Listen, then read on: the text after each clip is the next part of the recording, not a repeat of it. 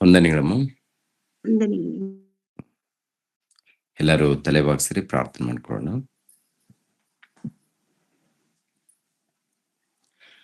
ನಮ್ಮನ್ನು ಬಹಳವಾಗಿ ಪ್ರೀತಿಸುವಂತ ಪ್ರಿಯ ಪರಲೋಕದಲ್ಲಿದ್ದಂಥ ನಮ್ಮ ತಂದೆಯ ದೇವರೇ, ಈ ಬೆಳಗಿನ ಜಾವದಲ್ಲಿ ನಿಮ್ಮೊಟ್ಟಿಗೆ ಮಾತನಾಡೋದಕ್ಕೆ ಅವಕಾಶವನ್ನು ಕಲ್ಪಿಸಿಕೊಟ್ಟಿದ್ದೀರ ತಂದೆ. ಅದೇ ರೀತಿಯಲ್ಲಿ ನಿಮ್ಮ ಮಕ್ಕಳೊಟ್ಟಿಗೆ ಕೂಡ ನಿಮ್ಮ ವಾಕ್ಯಗಳನ್ನು ಹಂಚಿಕೊಳ್ಳುವಂಥ ಭಾಗ್ಯವನ್ನು ಕಲ್ಪಿಸಿಕೊಟ್ಟದಕ್ಕಾಗಿ ತಂದೆ ನಿಮಗೆ ಕೃತಜ್ಞತೆಗಳು, ಸ್ತೋತ್ರಗಳು ತಂದೆ. ನಿಮ್ಮನ್ನು ಕುರಿತು ಮಾತನಾಡುವಾಗ, ನಿಮ್ಮ ವಾಕ್ಯಗಳನ್ನು ಕುರಿತು ಧ್ಯಾನಿಸುವಾಗ ತಂದೆ, ಪವಿತ್ರಾತ್ಮರ ಸಹಾಯವನ್ನು ದಯಪಾಲಿಸಿ. ಪ್ರತಿನಿತ್ಯ ತಂದೆಯ ದೇವರೇ, ಗೂಗಲ್ ಮೀಟ್ ಮೂಲಕ ನಿಮ್ಮ ಮಕ್ಕಳು ಕುಟುಂಬ ಸಹಿತವಾಗಿ, ಮಕ್ಕಳು ಸಹಿತವಾಗಿ ಎಲ್ಲರೂ ಸೇರಿ ನಿಮ್ಮ ವಾಕ್ಯಗಳನ್ನು ಧ್ಯಾನಿಸ್ತಾ ಇದ್ದಾರೆ, ಕಲಿತಾ ಇದ್ದಾರೆ. ಅನ್ಯೋನ್ಯತೆ ಸಹವಾಸದಲ್ಲಿ, ನಿಮ್ಮ ಸಹವಾಸದಲ್ಲಿದ್ದಂಥ ಮಕ್ಕಳು ತಂದೆ ಎಲ್ಲರನ್ನು ಆಶೀರ್ವದಿಸಿ, ಎಲ್ಲರಿಗೂ ಬೇಕಾದಂಥ ಜ್ಞಾನವನ್ನು ದಯಪಾಲಿಸಿ. ಯೇಸು ಪವಿತ್ರ ನಾಮದಲ್ಲಿ ಬೇಡ್ತಾ ಇದ್ದೀನಪ್ಪ ತಂದೆಯೇ, ಆಮೇನ್. ಎಲ್ಲರಿಗೂ ವಂದನೆಗಳು. ವಾಯ್ಸ್ ಕೇಳಿಸ್ತಾ ಇದೀಮ? ಹಾ ಅಣ್ಣ, ಕೇಳಿಸ್ತಾ ಇದೆ. ಲೋಕರಕ್ಷಕನಾದ ಯೇಸು ಕ್ರಿಸ್ತರ ನಾಮದಲ್ಲಿ ಆತ್ಮೀಯರೆಲ್ಲರಿಗೂ ಹೃತ್ಪೂರ್ವಕ ವಂದನೆಗಳನ್ನು ತಿಳಿಸ್ತಾ ಇದ್ದೀನಿ. ಸರ್ವ ಮಾನವರನ್ನು ಸೃಷ್ಟಿ ಮಾಡಿದ್ದು ದೇವರೇ ಆಗಿರುವಾಗ, ಇಸ್ರಾಯೇಲ್ಯರನ್ನು ಕಾಪಾಡಲು ಅವ್ರನ್ನ ಮಾತ್ರ ಪ್ರತ್ಯೇಕವಾಗಿ ಆರಿಸಿಕೊಂಡಿದ್ದು ಯಾಕೆ ಎಂಬ ಅಂಶವನ್ನು ನಿಮ್ಮೊಟ್ಟಿಗೆ ಮಾತಾಡ್ತಾ ಇದ್ದೀನಿ. ಮತ್ತೊಂದು ಸಾರಿ ಈ ಅಂಶದ ಹೆಸರು ಹೇಳ್ತಾ ಇದ್ದೀನಿ. ಸರ್ವ ಮಾನವರನ್ನು ಸೃಷ್ಟಿ ಮಾಡಿದ್ದು ದೇವರೇ ಆಗಿರುವಾಗ, ಇಸ್ರಾಯೇಲ್ಯರನ್ನು ಪ್ರತ್ಯೇಕವಾಗಿ ಆರಿಸಿಕೊಂಡು ಕಾಪಾಡಿದ್ದು ಯಾಕೆ ಅಂತ. ಇದು ಪ್ರತಿ ಕ್ರೈಸ್ತರು ತಿಳ್ಕೊಳ್ಬೇಕಾದಂತ ಒಂದು ಅಂಶ. ಈ ದಿನಗಳಲ್ಲಿ ಬಹಳ ಯುದ್ಧಗಳು ಪ್ರಪಂಚ ದೇಶದಲ್ಲಿ ನಡೀತಾ ಇದೆ. ಅದರಲ್ಲಿ ಹೆಚ್ಚಾಗಿ ಇಸ್ರಾಯೇಲ್ ದೇಶಕ್ಕೂ ಅಕ್ಕಪಕ್ಕದಲ್ಲಿರುವಂತ ದೇಶಗಳಿಗೂ ಯುದ್ಧಗಳು ನಡೆಯುವಂಥದ್ದು. ಹೆಚ್ಚಾಗಿ ಇಸ್ರೇಲ್ ದೇಶದ ಮೇಲೆ ತುಂಬಾ ದೇಶದವರು, ಅಂದರೆ ಚಿಕ್ಕ ಚಿಕ್ಕ ಅಕ್ಕಪಕ್ಕದಲ್ಲಿರುವಂತ ದೇಶಗಳು ಯುದ್ಧ ಮಾಡ್ತಾ ಇದ್ದಾರೆ. ಯಾಕೆ ಯುದ್ಧ ಮಾಡ್ತಾ ಇದ್ದಾರೆ? ಕಾರಣ ಏನಪ್ಪಾ ಅಂದ್ರೆ, ಇಸ್ರೇಲ್ ದೇಶದಲ್ಲಿ ದೇವರ ಮಂದಿರ ಯೆರೂಸಲೇಮ್ ಪಟ್ಟಣದಲ್ಲಿ, ಈ ದೇವರ ಮಂದಿರವನ್ನ ಸ್ವಾಧೀನಪಡಿಸ್ಕೊಳ್ಬೇಕು, ಯೆರೂಸಲೇಮ್ ಪಟ್ಟಣವನ್ನು ಸ್ವಾಧೀನಪಡಿಸ್ಕೊಳ್ಬೇಕು ಅಂತೇಳಿ ಕೆಲವರು ಇಸ್ಲಾಮೀಯರು ಪ್ರಯತ್ನ ಮಾಡುವಂಥದ್ದು, ಇಲ್ಲಾಂದ್ರೆ ಗಲಾಟೆಗಳನ್ನು ಮಾಡುವಂಥದ್ದು ನಡೀತಾ ಇದೆ. ಇದನ್ನು ಕಾಪಾಡಿಕೊಳ್ಳೋದಕ್ಕೆ, ಅಂದರೆ ಯೆರೂಸಲೇಮ್ ಪಟ್ಟಣದಲ್ಲಿ ಇದ್ದಂತ ಆ ಸ್ಥಳವನ್ನು, ಯೆರೂಸಲೇಮ್ ಪಟ್ಟಣವನ್ನು, ಅಲ್ಲಿರುವಂಥ ಜನರನ್ನು ಕಾಪಾಡಿಕೊಳ್ಳೋದಕ್ಕೆ ಇವರು ಕೂಡ ಅನೇಕ ಪ್ರಯತ್ನಗಳನ್ನ ಮಾಡುವಂಥದ್ದು ನೋಡ್ತೀವಿ. ಈ ಯುದ್ಧಗಳು ನಡೆಯುವಂಥ ಸಮಯದಲ್ಲಿ ನಮ್ಮ ದೇಶದಲ್ಲಿ ಕೆಲವರು ಬೋಧಕರು ಈ ಸಮಾಜದಲ್ಲಿ ಬೋಧನೆ ಮಾಡುವಂಥದ್ದು. ಏನ್ ಬೋಧನೆ? ಇಸ್ರೇಲ್ ದೇಶದಲ್ಲಿ ಏನು ಚಿಕ್ಕ ಯುದ್ಧ ನಡೆದ್ರು, ದೊಡ್ಡ ಯುದ್ಧ ನಡೆದ್ರು, ಇದು 3ನೇ ಮಂದಿರ ಸ್ಥಾಪನೆಯಾಗುವುದಕ್ಕೆ ಈ ಯುದ್ಧ ನಡೀತಾ ಇದೆ. ಇದೊಂದು ಸೂಚನೆ. ಎರಡನೇದಾಗಿ, ಇಸ್ರೇಲ್ ಜನಾಂಗದವರನ್ನು ದೇವರೇ ಜೊತೆಯಾಗಿದ್ದು ಕಾಪಾಡ್ತಾ ಇದ್ದಾರೆ. ಎಷ್ಟು ಮಂದಿ ಯುದ್ಧ ಮಾಡಿದ್ರು, ಎಷ್ಟು ಮಂದಿ ಅದರ ಮೇಲೆ ದಾಳಿ ಮಾಡಿದ್ರು, ಅದು ಜಯಿಸೋದಕ್ಕೆ ಸಾಧ್ಯವೇ ಇಲ್ಲ, ಯಾರ ಕೈಯಿಂದಲೂ ಆಗೋದಿಲ್ಲ. ಅಂತೇಳಿ ಮಾತಾಡ್ತಾ ಇರ್ತಾರೆ. ಅಂದ್ರೆ ಇಸ್ರೇಲ್ ದೇಶವನ್ನು ಯಾರು ಕೂಡ ಸೋಲಿಸೋದಕ್ಕೆ ಆಗೋದೇ ಇಲ್ಲ, ಸಾಧ್ಯವಿಲ್ಲ. ಯಾಕೆಂದ್ರೆ ಇಸ್ರೇಲ್ ದೇಶದ ಹಿಂದೆ ದೇವರಿದ್ದಾರೆ. ಆ ದೇಶವನ್ನ ಕಾಪಾಡೋದಕ್ಕೆ ದೇವರು ಯಾವಾಗಲೂ ಇರ್ತಾರೆ. ಆದ್ದರಿಂದ ಆ ದೇಶದ ಮೇಲೆ ಎಷ್ಟು ಮಂದಿ ಯುದ್ಧ ಮಾಡೋದಕ್ಕೆ ಬಂದ್ರು ಅವರು ಸೋತು ಹೋಗ್ತಾರೆ ಅಂತ ಹೇಳಿ ಮಾತಾಡ್ತಾ ಇದ್ದಾರೆ. ಇವರು ಮಾತನಾಡುವಂತ ಮಾತಿಗೆ ಒಂದು ಬಲವಾದ ವಚನಗಳು ಯಾವಪ್ಪ ಅಂದ್ರೆ ಹಳೆ ಒಡಂಬಡಿಕೆ. ಹಳೆ ಒಡಂಬಡಿಕೆಯಲ್ಲಿ ಅನೇಕ ವಚನಗಳು ಇರುತ್ತೆ. ಇಸ್ರಾಯೇಲ್ಯರನ್ನ ಕಾಪಾಡುವಂತ ದೇವರು ಯಾವಾಗಲೂ ಎಚ್ಚರಿಕೆಯಿಂದ ಇರ್ತಾರೆ. ನಿದ್ರಿಸುವುದಿಲ್ಲ, ಅವರು ತೂಕಡಿಸುವುದಿಲ್ಲ ಅಂತೇಳಿ. ಪ್ರಿಯರ ದೇವರ ಮಕ್ಕಳಿಗೆ ಅದೇ ರೀತಿಯಲ್ಲಿ ಇನ್ನು ಕೆಲವು ವಚನಗಳು. ಆ ಕೆಲವು ವಚನಗಳಲ್ಲಿ ಒಂದು ವಚನವನ್ನ ನಾವು ನೋಡೋಣ. ವಿಮೋಚನೆ ಕಾಂಡ 14ನೇ ಅಧ್ಯಾಯ 13ನೇ ವಚನ 14ನೇ ವಚನ. ವಿಮೋಚನೆ ಕಾಂಡ 14ನೇ ಅಧ್ಯಾಯ 13, 14ನೇ ವಚನ. ಒಂದ್ಸಾರಿ 14ನೇ ಅಧ್ಯಾಯ 13. ಆದರೆ ಮೋಸೆ ಆ ಜನರಿಗೆ, ನೀವು ಅಂಜಬೇಡಿರಿ, ಸುಮ್ಮನೆ ನಿಂತುಕೊಂಡಿದ್ದು ಯೆಹೋವನು ಇವತ್ತು ನಿಮ್ಮನ್ನು ರಕ್ಷಿಸುವ ರೀತಿಯನ್ನು ನೋಡಿರಿ. ನೀವು ಇವತ್ತು ನೋಡುವ ಐಗುಪ್ತ್ಯರನ್ನು ಇನ್ನು ಮುಂದೆ ಎಂದಿಗೂ ನೋಡುವುದಿಲ್ಲ.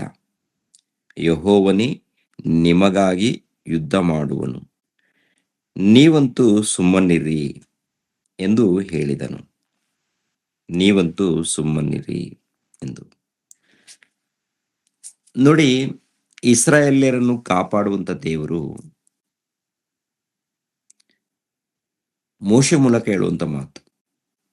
ಇಸ್ರಾಯೇಲ್ರು ಭಯಪಡ್ತಾ ಇದ್ದಾರೆ. ಯಾಕೆ ಭಯ ಅಂದ್ರೆ ಐಗುಪ್ತ ದೇಶದಲ್ಲಿದ್ದಂತ ಸೈನ್ಯ ಬಹಳ ಬಹಳ ದೊಡ್ಡ ಸೈನ್ಯ ಅದು. ಎರಡನೇದಾಗಿ ಅಧಿಕಾರಿಗಳು, ಅವ್ರ ಗುಂಪು ಬಹಳ ಗುಂಪು ಬಂದಿರುವಾಗ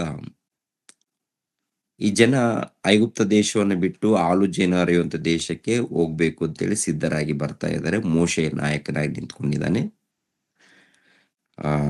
ಈ ಜನ ಆಸ್ತಿ ಪಾಸ್ತಿ ಏನೇನಿದೆ ಎಲ್ಲವನ್ನು ಒಂದು ಮೂಟೆಯನ್ನ ಕಟ್ಟಿಕೊಂಡು ಹುಡುಗರು ಮುದುಕರು ಎಲ್ಲರೂ ಸೇರಿ ಹೊರಡ್ತಾ ಇದ್ದಾರೆ. ಸುಮಾರು ಕಾಲಾಳು ಉಳ್ಳವರು 6 ಲಕ್ಷ ಜನಾಂಗದವರಂತಿರುತ್ತೆ. ಅದ್ರ ಜೊತೆಗೆ ಇನ್ನು ಚಿಕ್ಕ ಮಕ್ಕಳು, ವೃದ್ಧರು, ಹೆಣ್ಣು ಮಕ್ಕಳು ಇರ್ತಾರೆ. ಅವ್ರ ಸಂಖ್ಯೆ ಲೆಕ್ಕ ಅಲ್ಲ. ಅವರೆಲ್ಲ ಸಂಖ್ಯೆ ಲೆಕ್ಕ ಮಾಡಬೇಕಾದ್ರೆ ಸುಮಾರು ಒಂದು 20 ಲಕ್ಷದ ಜನದವರೆಗೆ ಇರ್ತಾರೆ. 20 ಲಕ್ಷ ಜನ ಇರ್ತಾರಲ್ಲ, ಇಂಚುಮಿಂಚು ಅಂದಾಜಷ್ಟೇ. ಇವರೆಲ್ಲರೂ ಐಗುಪ್ತ ದೇಶವನ್ನು ಬಿಟ್ಟು ಪ್ರಯಾಣ ಮಾಡ್ತಾರೆ. ಈ ಪ್ರಯಾಣ ಮಾಡುವಂತ ಸಮಯದಲ್ಲಿ ಐಗುಪ್ತಿಯರು ಇವರನ್ನ ಹೇಗಾದ್ರೂ ಮಾಡಿ ಮತ್ತೆ ಸ್ವಾಧೀನಪಡಿಸ್ಕೊಳ್ಬೇಕು ಅಂತೇಳಿ ಬಂದಾಗ, ಎದ್ದು ನೋಡಿದ್ರೆ ಸಮುದ್ರ ಇದೆ, ಹಿಂದಗಡೆ ನೋಡಿದ್ರೆ ಐಗುಪ್ತಿಯರ ಸೈನ್ಯವಿದೆ. ಹೇಗ್ ಮಾಡ್ಬೇಕು ಇವಾಗ? ಆ ಜನ ಎಲ್ಲರೂ ನೋಡುವಾಗ ಇವರೆಲ್ಲರಿಗೆ ಭಯ ಉಂಟಾಗ್ತಾ ಇದೆ. ನಮ್ಮನ್ನು ಕೊಂದಾಕ್ತಾರೇನೋ, ನಮ್ಮನ್ನ ನಾಶ ಮಾಡ್ತಾರೇನೋ ಅಂತ. ಅವಾಗ ಮೋಶೆ ಹೇಳುವಂತ ಮಾತು, ನೀವು ಸುಮ್ಮನೆ ಇರಿ, ಭಯಪಡ್ಬೇಡಿ. ದೇವರಿದ್ದಾರೆ ನಮ್ಮ ಜೊತೆ. ಯಾರಿದ್ದಾರೆ ಗೊತ್ತಾ? ದೇವರಿದ್ದಾರೆ. ಈ ಯುದ್ಧ ಅವರೇ ಮಾಡ್ತಾರೆ. ನಾವೇನು ಮಾಡಬೇಕಾಗಿಲ್ಲ. ನಾವು ದೇವರ ಧ್ಯಾನದಲ್ಲಿದ್ದರೆ ಸಾಕು. ದೇವರು ಜೊತೆಯಾಗಿದ್ದು ನಮ್ಮನ್ನ ಕಾಪಾಡ್ತಾರೆ. ನಮ್ಮನ್ನ ಯಾರು ಸ್ವಾಧೀನಪಡಿಸ್ಕೊಳ್ಳೋದಕ್ಕೆ ಬಂದಿದ್ದಾರೋ ಅವರನ್ನ ನಾಶ ಮಾಡ್ತಾರೆ. ನೀವು ಭಯ ಪಡಕ್ ಹೋಗ್ಬೇಡಿ, ನೋಡ್ಕೊಂಡಿರಿ ಅಂತ. ಅವಾಗ ಇಸ್ರಾಯೇಲ್ರು ಈ ಸಮುದ್ರವನ್ನು ದಾಟ್ತಾರೆ. ಸಮುದ್ರವನ್ನು ದಾಟುವಾಗ ಮೋಶೆ ಕೈಯಲ್ಲಿ ಕೋಲು ಇರುತ್ತೆ. ಆ ಕೋಲನ್ನು ತೋರಿಸಿದಾಗ ಸಮುದ್ರ 2 ಭಾಗವಾಗುತ್ತೆ. ಗೋಡೆಗಳಾಗಿ ನೀರು ಗೋಡೆಗಳಾಗಿ ನಿಂತ್ಕೊಳ್ಳುತ್ತೆ. ಈ ಕಡೆ ಆ ಕಡೆ, ಮಧ್ಯದಲ್ಲಿ ಒಣ ನೆಲ. ಒಣನೆಲ ದಾಟ್ಕೊಂಡು ಹೋಗ್ತಾರೆ. ಅದೇ ಪ್ರಕಾರ ಶತ್ರು ಸೈನ್ಯ ಕೂಡ ಹಿಂದ್ಗಡೆ ಬರ್ತಾ ಇದೆ. ಇವರೆಲ್ಲರೂ ದಾಟಿದ ಮೇಲೆ, ಈ ಸಮುದ್ರ ದಾಟಿದ ಮೇಲೆ ಶತ್ರು ಸೈನ್ಯ ಬರ್ತಾ ಇದೆ. ಅವಾಗ ನೀರಿನಲ್ಲಿ ಏನ್ ಮಾಡ್ತಾನೆ ಅಂದ್ರೆ ಮುಚ್ಚಿಬಿಡ್ತಾನೆ ದೇವರು. ಶತ್ರು ಸೈನ್ಯವೆಲ್ಲ ಕೂಡ ಏನಾಗುತ್ತೆ ಅಂತ ನೋಡುವಾಗ, ಅಂದ್ರೆ ಇಸ್ರಾಯೇಲರಿಗೆ ಶತ್ರು ಆಗಿರುವಂತ ಐಗುಪ್ತಿಯರು ಏನಾಗ್ತಾರೆ, ಸಂಪೂರ್ಣವಾಗಿ ನಾಶವಾಗ್ತಾರೆ ನೀರಿನ ಮೂಲಕ. ನಾಶ ಮಾಡಿದ್ದು ಯಾರು? ದೇವರು. ನಾಶ ಮಾಡಿದ್ದು ಯಾರು ಅಂದ್ರೆ ದೇವರು. ಅಲ್ಲಿ ಯಾರನ್ನ ಕಾಪಾಡಿದ್ದಾರೆ? ಇಸ್ರೇಲ್ ಜನಾಂಗದವರನ್ನ ಕಾಪಾಡಿದ್ದಾರೆ. ಯಾರು ನಾಶವಾಗಿದ್ದಾರೆ? ಐಗುಪ್ತಿಯರು ನಾಶವಾಗಿದ್ದಾರೆ. ಹೀಗೆ ಅನೇಕ ಸಾರಿ ಯುದ್ಧ ಮಾಡ್ತಾರೆ ದೇವರು.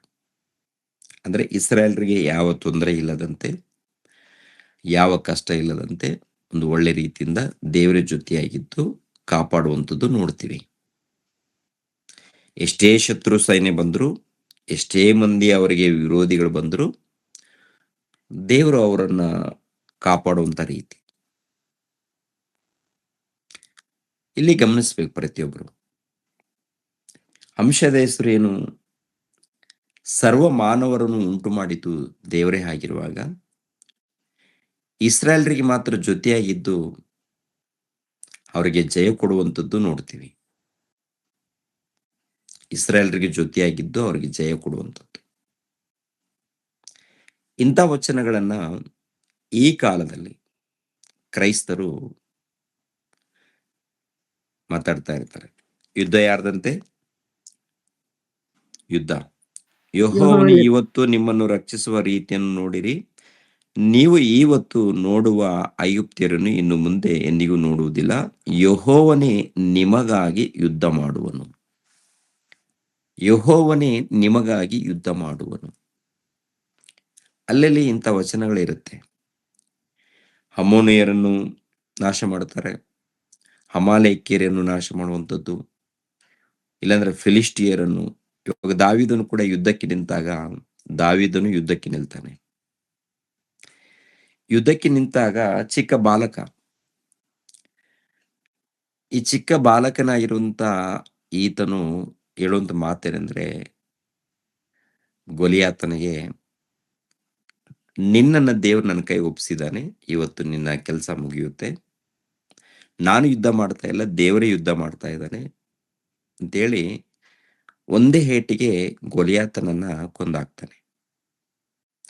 ಗೊಲಿಯಾತನನ್ನ ನೋಡಿ ಟೋಟಲ್ ಇಸ್ರೇಲ್ ಜನಾಂಗದವರು ನಡುಗ್ತಾರೆ, ಭಯಪಡ್ತಾರೆ. ಇಸ್ರೇಲ್ ಜನಾಂಗದವರು ಒಂದು ಕಾಲದಲ್ಲಿ, ಅಂದ್ರೆ ಕ್ರಿಸ್ತ ಪೂರ್ವ 1000 ವರ್ಷಗಳ ಹಿಂದೆ ಗೊಲಿಯಾತನನ್ನು ನೋಡಿ ಟೋಟಲ್ ಇಸ್ರೇಲ್ ಜನಾಂಗದವರೇ ನಡುಗುತ್ತಾರೆ. ಆದರೆ ದಾವೀದನು ಮಾತ್ರ ಭಯಪಡಲ್ಲ. ನನ್ನ ಹಿಂದೆ ದೇವರಿದ್ದಾರೆ, ಇವತ್ತು ಯುದ್ಧ ಮಾಡೇ ಮಾಡ್ತೀನಿ, ನಿನ್ನನ್ನು ಕೊಂದಾಗ್ತೀನಿ ಅಂತ ಹೇಳಿ ಧೈರ್ಯವಾಗಿ ನಿಂತ್ಕೊಳ್ತಾನೆ. ದಾವೀದನ ಮೂಲಕ ಗೊಲಿಯಾತನನ್ನ ಸಾಯಿಸುವಂಥದ್ದು ನೋಡ್ತೀವಿ. ಅಲ್ಲೇ ಕೂಡ ದಾವೀದನು ಮಾತಾಡುವಂಥದ್ದು ಒಂದೇ, ಯುದ್ಧ ನಂದಲ್ಲ ದೇವರದು. ಇಂಥ ವಚನಗಳು ಅಲ್ಲೆಲ್ಲಿ ಇರುತ್ತೆ ಪ್ರಿಯರೇ. ಇವಾಗ ಇಸ್ರಾಯೇಲ್ ಮೇಲೆ ಯುದ್ಧ ನಡೆದಾಗ, ಇವಾಗ ಈ ಸಮಾಜದಲ್ಲಿ ಈಗಿನ ಕಾಲದಲ್ಲಿ ಯುದ್ಧ ನಡೆದಾಗ ಇಸ್ರಾಯೇಲ್ ಜನರ ಹಿಂದೆ ಯೆಹೋವ ದೇವರಿದ್ದಾರೆ, ಭಯಪಡುವಂತ ಅವಶ್ಯಕತೆ ಇಲ್ಲ. ಅವರನ್ನ ಕಾಪಾಡ್ತಾರೆ ದೇವರು. ಅವರನ್ನು ಹೇಗಾದ್ರೂ ಮಾಡಿ ಕಾಪಾಡ್ತಾರೆ. ಅವ್ರ ಜೊತೆಯಲ್ಲಿ ದೇವರಿದ್ದಾರೆ. ಯಾರೇ ಯುದ್ಧಕ್ಕೆ ಬಂದರೂ ಕೂಡ ಯುದ್ಧಕ್ಕೆ ಬಂದವರು ನಾಶವಾಗ್ತಾರೆ ವಿನಃ ಇವ್ರು ಮಾತ್ರ ನಾಶವಾಗಲ್ಲ, ಇವ್ರು ಮಾತ್ರ ಸಾಯೋದಿಲ್ಲ, ಇವ್ರು ಉಳಿತಾರೆ ಎಂಬ ಬೋಧನೆ ಈ ಕಾಲದಲ್ಲಿ ನಡೀತಾ ಇದೆ. ಕಾರಣ ಏನಂದ್ರೆ ಇಂಥ ವಚನಗಳು, ಅಲ್ಲಲ್ಲಿ ಇಂಥ ವಚನಗಳಿರುತ್ತೆ. ದೇವರು ಖಂಡಿತವಾಗಿ ಆ ಕಾಲದಲ್ಲಿ ಜಯ ಕೊಟ್ಟಿದ್ದಾರೆ, ದೇವರ ಜೊತೆಯಾಗಿದ್ದು ಯುದ್ಧ ಮಾಡಿದ್ದಾರೆ, ಅನೇಕರನ್ನ ಸಾಯಿಸಿದ್ದಾರೆ. ಗಮನಿಸ್ಬೇಕು, ಇವಾಗ ಭೂಲೋಕದಲ್ಲಿದ್ದವರು ಎಲ್ಲರೂ ಕೂಡ ದೇವರಿಗೆ ಮಕ್ಕಳಾಗಿರುವಾಗ ಇಸ್ರಾಯೇಲರಿಗೆ ಜೊತೆಯಾಗಿದ್ದು ನಿಮ್ಮನ್ನ ಕಾಪಾಡ್ತೀನಿ, ನೀವು ಭಯಪಡಬೇಡಿ ಅಂತ ಹೇಳಿ ಇವ್ರನ್ನ ಕಾಪಾಡಿ ಅನ್ಯ ಜನಾಂಗದವರನ್ನ ಇವ್ರ ಕೈಗೆ ಒಪ್ಪಿಸಿ, ಇಲ್ಲಾಂದ್ರೆ ಯುದ್ಧದಲ್ಲಿ ಸಾಯಿಸುವಂಥದ್ದು ನೋಡ್ತಾ ಇದ್ದೀವಿ. ನೋಡುವಾಗ ಪ್ರತಿಯೊಬ್ಬರು ಆಲೋಚಿಸಬೇಕು. ಅವರು ದೇವರ ಪ್ರಜೆಗಳು, ಇವರು ದೇವರ ಪ್ರಜೆಗಳು, ಅವರು ದೇವರ ಮಕ್ಕಳು, ಇವರು ದೇವರ ಮಕ್ಕಳು, ಅವರು ದೇವರ ಮಕ್ಕಳು, ಇವರು ದೇವರ ಮಕ್ಕಳಾಗಿರುವಾಗ ತನ್ನ ಮಕ್ಕಳನ್ನ ದೇವರು ಇವ್ರ ಮೂಲಕ ಕೊಂದಾಕ್ತಾನ. ತನ್ನ ಮಕ್ಕಳನ್ನ ಅಂದ್ರೆ ಭೂಲೋಕದಲ್ಲಿದ್ದಂಥ ಸರ್ವಮಾನವರು ಯಾರಿಗೆ ಮಕ್ಕಳು? ದೇವರಿಗೆ ಮಕ್ಕಳು. ಎಲ್ಲಾರು. ಅನ್ಯರಾಗಿರ್ಬೋದು, ಇಸ್ರಾಯೇಲ್ರು ಆಗಿರ್ಬೋದು, ಮುಸ್ಲಿಮ್ಸು ಆಗಿರ್ಬೋದು, ಕ್ರೈಸ್ತರೂ ಆಗಿರ್ಬೋದು. ಈ ಲೋಕದಲ್ಲಿ ಎಷ್ಟು ಜನಾಂಗದವರಿದ್ದಾರೆ, ಎಷ್ಟು ಜನಾಂಗದವರಿದ್ದಾರೆ. ಈ ಜನಾಂಗದವರು ಇಂತಿಂಥ ಜನಾಂಗದವರು ಅಂತೇಳಿ ಕರೆಯಲ್ಪಡ್ತಾ ಇದ್ದಾರಲ್ವ, ಎಲ್ಲಾರು ಆ ದೇವರ ಮೂಲಕ ಹುಟ್ಟಿದವರು. ಎಲ್ಲಾರು ದೇವರ ಮೂಲಕ ಹುಟ್ಟಿದಾಗ ಎಲ್ಲರನ್ನ ಕಾಪಾಡಬೇಕಲ್ವಾ? ಎಲ್ಲರನ್ನು ದೇವರು ಕಾಪಾಡಬೇಕು. ಹಾಗಿರುವಾಗ ಒಂದು ಜನಾಂಗದವರನ್ನ ಮಾತ್ರ ಕಾಪಾಡಿ, ಒಂದು ಜನಾಂಗದವರನ್ನ ಮಾತ್ರ ಉಳಿಸಿ, ಮಿಕ್ಕಿದ ಜನಾಂಗದವರನ್ನ ನಾಶ ಮಾಡ್ತಾ ಇದ್ದಾರಂದ್ರೆ ಅವ್ರು ದೇವರು ಹೇಗೆ ಆಗ್ತಾರೆ ಅಂತೇಳಿ ಕೆಲವರು ಪ್ರಶ್ನೆ. ಆದರೆ ಪ್ರಿಯರಾದ ದೇವರ ಮಕ್ಕಳಿರ, ದೇವರು ಇಸ್ರಾಯೇಲರನ್ನ ಯಾಕೆ ಆರಿಸಿಕೊಂಡಿದ್ದಾರೆ? ಇಸ್ರಾಯೇಲ್ರಿಗೆ ಜೊತೆಯಾಗಿದ್ದಿದ್ದು ಯಾಕೆ? ಇಸ್ರಾಯೇಲ್ರಿಗೆ ಜೊತೆಯಾಗಿದ್ದು ಅವರಿಗೆ ಜಯ ಕೊಟ್ಟಿದ್ದು ಯಾಕೆ? ಇವೆಲ್ಲರೂ ಪ್ರತಿಯೊಬ್ಬರು ಕೂಡ ಯೋಚಿಸಬೇಕಾಗತ್ತೆ. ಯಾಕೆಂದ್ರೆ ಅಬ್ರಹಾಮನನ್ನ ನೋಡಿ ಆತನನ್ನ ಕರೆದಾಗ ಅಬ್ರಹಾಮನು ಒಂದೇ ಒಂದು ಮಾತಿಗೆ ದೇವರಿಗೆ ಒಳಪಟ್ಟು ವಿಧೇಯನಾಗಿ ದೇವ್ರಿಗೋಸ್ಕರ ಸಿದ್ಧನಾಗ್ತಾನೆ. ದೇವ್ರಿಗೋಸ್ಕರ ಸಿದ್ಧನಾಗ್ತಾನೆ ಪ್ರಿಯರೇ. ದೇವ್ರ ಮೇಲೆ ಸಂಪೂರ್ಣ ನಂಬಿಕೆ, ಭಕ್ತಿ. ಆ ಕಾಲದಲ್ಲಿ ನೋಡಿ, ದೇವರನ್ನ ನಂಬೋದಕ್ಕೆ ಯಾವ ದೊಡ್ಡದಾಗಿ ರುಜುಗಳು ಇರಲ್ಲ. ಈ ಕಾಲದಲ್ಲಿ ಸತ್ಯವೇದ ಗ್ರಂಥ ನಮ್ಮ ಕೈಯಲ್ಲಿದೆ. ಸತ್ಯವೇದ ಗ್ರಂಥ, ಬೋಧಕರಿದ್ದಾರೆ, ಸಭೆ ಇದೆ, ಆರಾಧನೆ ಮಾಡುವಂತ ಸ್ಥಳ ಇದೆ. ಅಬ್ರಹಾಮನ ಕಾಲದಲ್ಲಿ ಇಂಥದ್ದು ವ್ಯವಸ್ಥೆ ಏನಿಲ್ಲ. ದೇವರು ಕರೆದ ತಕ್ಷಣ ಆ ಸ್ವರ ದೇವರ ಸ್ವರ ಅಂತ ಅರ್ಥ ಮಾಡಿಕೊಂಡು, ದೇವರು ನನ್ನನ್ನು ಇಷ್ಟಪಟ್ಟಿದ್ದಾರೆ, ಕರೆದಿದ್ದಾರೆ ಅಂತೇಳಿ ನಂಬಿ, ದೇವರು ಹೇಳಿರೋ ಪ್ರಕಾರ ಅವ್ರು ಹೊರಟೋಗ್ತಾರೆ. ಎಲ್ಲಿಗೆ ಹೋಗ್ಬೇಕು ಗೊತ್ತಿಲ್ಲ, ಯಾವ ಪ್ರಾಂತಕ್ಕೆ ಹೋಗ್ಬೇಕೋ ಗೊತ್ತಿಲ್ಲ, ದೇವ್ರು ಕರೆದಿದ್ದಾರೆ, ನಾನು ಹೋಗ್ತೀನಿ ಅಂತೇಳಿ. ಅಷ್ಟೊಂದು ದೊಡ್ಡ ನಂಬಿಕೆ. ಆ ನಂಬಿಕೆನ ನೋಡಿ ದೇವರು ಆಶ್ಚರ್ಯ ಪಡುವಂಥದ್ದು. ಅಬ್ರಹಾಮನನ್ನ ನೋಡಿ ಪ್ರಿಯರ ದೇವ್ರ ಮಕ್ಕಳಿರ ಆಶೀರ್ವಾದ ಕೊಡ್ತಾರೆ. ನಿನ್ನನ್ನು ಆಶೀರ್ವಾದ ಮಾಡ್ತೀನಿ, ನಿನ್ನ ಸಂತಾನವನ್ನು ಕೂಡ ಆಶೀರ್ವಾದ ಮಾಡ್ತೀನಿ. ನಿನ್ನ ಮೂಲಕ ಇಲ್ಲ, ನಿನ್ನ ಸಂತಾನದ ಮೂಲಕ ಭೂಲೋಕದವರಿಗೆ ಆಶೀರ್ವಾದ. ಯಾಕೆ ಅಂದ್ರೆ ಇಂಥ ಒಂದು ವಾಗ್ದಾನ ಯಾಕೆ ಮಾಡಿದಾರಪ್ಪ ಅಂದ್ರೆ ಅಬ್ರಹಾಮನ ಒಂದು ಭಕ್ತಿ, ಅಬ್ರಹಾಮನಲ್ಲಿರುವಂತ ಒಂದು ನಂಬಿಕೆ.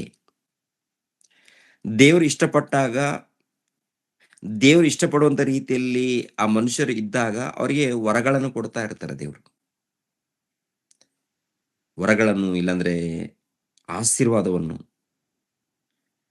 ನೋಹನ ಕಾಲದಲ್ಲಿ ನೋಹಾನನು, ಅದಕ್ಕಿಂತ ಜನ ಇರ್ತಾರಲ್ಲ, ಎಲ್ಲರೂ ನೋಡ್ತಾರೆ, ಅವರಲ್ಲಿ ನೋಹಾನನು ಇಷ್ಟ ಆಗ್ತಾನೆ. ನೋಹಾನನಿಗೆ ದೊಡ್ಡ ವರ ಕೊಡ್ತಾರೆ, ನೀವು ನಾವೇನು ಕಟ್ಕೋಪ ಅಂತೇಳಿ. ನಿನ್ನ ಮಾತು ಯಾರು ಕೇಳ್ತಾರೋ ಅವ್ರಿಗೆ ರಕ್ಷಣೆ, ನಿನ್ನ ಮಾತು ಯಾರು ಕೇಳ್ತಾರೋ ಅವ್ರಿಗೆ ರಕ್ಷಣೆ ಅಂತ ದೊಡ್ಡ ಭಾಗ್ಯವನ್ನ ನೋಹಾನನಿಗೆ ಕಲ್ಪಿಸಿಕೊಡ್ತೀನಿ. ಯಾಕೆ? ಆತನಲ್ಲಿದ್ದಂತ ನಂಬಿಕೆ. ಅಬ್ರಹಾಮನಲ್ಲಿದ್ದಂತೆ ಈತನ ವಿಷಯದಲ್ಲಿ ಕೂಡ ನಂಬಿಕೆ. ಅದಕ್ಕೆ ಅಬ್ರಹಾಮನಿಗೆ ದೊಡ್ಡ ಆಶೀರ್ವಾದ. ಆತನ ಮೂಲಕ ಹುಟ್ಟುವಂತ ಸಂತಾನ, ಆತನ ಮೂಲಕ ಇಸಾಕನು, ಇಸಾಕನ ಮೂಲಕ ಯಾಕೋಬನು,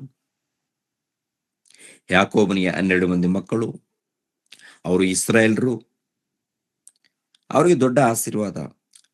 ಅವ್ರ ಜೊತೆಯಲ್ಲಿ ದೇವರು ಇದ್ದು ಕಾಪಾಡ್ತಾರೆ. ಎರಡನೇದಾಗಿ ಭಕ್ತಿ ಇರಬೇಕು. ಭಕ್ತಿ ಇಲ್ಲದೆ ಹೋದ್ರೆ ದೇವ್ರು ಕೈ ಬಿಡುತ್ತಾರೆ. ಭಕ್ತಿ ಇಲ್ಲದೆ ಹೋದ್ರೆ ತಿಳ್ಕೋಬೇಕು ಪ್ರಿಯರೇ. ಕೆಲವರು ದೇವ್ರ ವಾಕ್ಯ ಗೊತ್ತಿಲ್ಲ, ದೇವ್ರ ವಾಕ್ಯ ಅರ್ಥ ಮಾಡಿಕೊಂಡಿಲ್ಲ, ಏನು ಸ್ವಲ್ಪ ತಿಳ್ಕೊಂಡು ಹಿಂದೆ ಮುಂದೆ ಆಲೋಚನೆ ಮಾಡದೆ ಇಂಥ ವಚನಗಳನ್ನ ಹಿಡಿದುಕೊಂಡು ಇಸ್ರಾಯೇಲ್ರಿಗೆ ದೇವ್ರ ಜೊತೆಯಾಗಿರ್ತಾರೆ, ಯಾವಾಗ್ಲೂ ಜೊತೆಯಾಗಿರ್ತಾರೆ, ಅವ್ರನ್ನ ಕಾಪಾಡ್ತಾ ಇರ್ತಾರೆ. ಕೊನೆ ತನಕ ನೋಡ್ಬೇಕು ಎಷ್ಟರ ಮಟ್ಟಿಗೆ ದೇವ್ರು ಕಾಪಾಡ್ತಾರೆ. ಅಂದ್ರೆ ದೇವರು ಎಷ್ಟರ ಮಟ್ಟಿಗೆ ಕಾಪಾಡ್ತಾರೆ, ಎಷ್ಟು ಕಾಲದವರೆಗೆ ಕಾಪಾಡ್ತಾರೆ ಎನ್ನುವಂಥದ್ದು ಕ್ರೈಸ್ತ ಸಮಾಜ ಅರ್ಥ ಮಾಡ್ಕೊಳ್ಬೇಕು. ಮೊದಲನೇದಾಗಿ ದೇವ್ರ ಜೊತೆಯಾಗಿರ್ಬೇಕಾದ್ರೆ ಭಕ್ತರಾಗಿರ್ಬೇಕು, ಯಥಾರ್ಥರಾಗಿ ಬದುಕಬೇಕು, ಪರಿಶುದ್ಧರಾಗಿ ಜೀವಿಸ್ಬೇಕು. ಭಕ್ತಿ ಇಲ್ಲ, ನಂಬಿಕೆ ಇಲ್ಲ, ಯಥಾರ್ಥತ್ವ ಇಲ್ಲ ಅಂದ್ರೆ ದೇವ್ರು ಅವಾಗ ಏನ್ ಮಾಡ್ತಾರೆ ಗೊತ್ತಾ?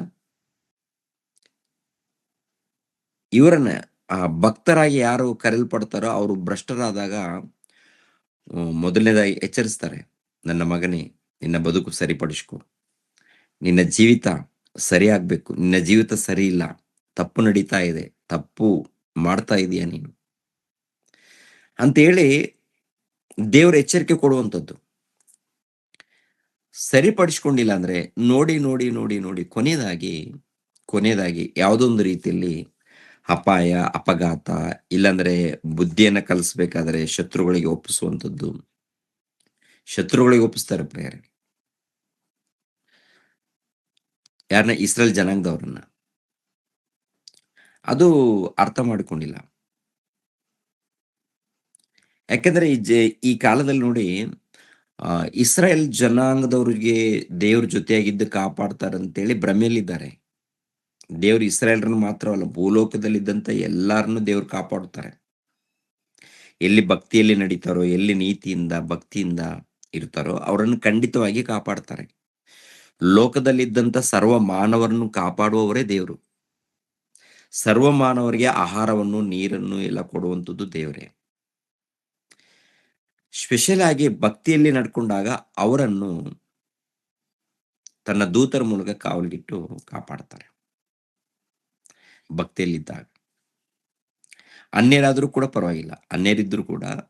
ಯಾಕಂದ್ರೆ ಅನ್ಯರು ಆಗಿರ್ಬೋದು, ಇವ್ರನ್ನ ಇಸ್ರೇಲ್ ಜನಾಂಗದವ್ರು ಏನಪ್ಪ ಅಂದ್ರೆ ಪ್ರತ್ಯೇಕವಾಗಿ ಅಬ್ರಹಾಮನನ್ನ ಆರಿಸ್ಕೊಂಡಿರುವಂಥದ್ದು.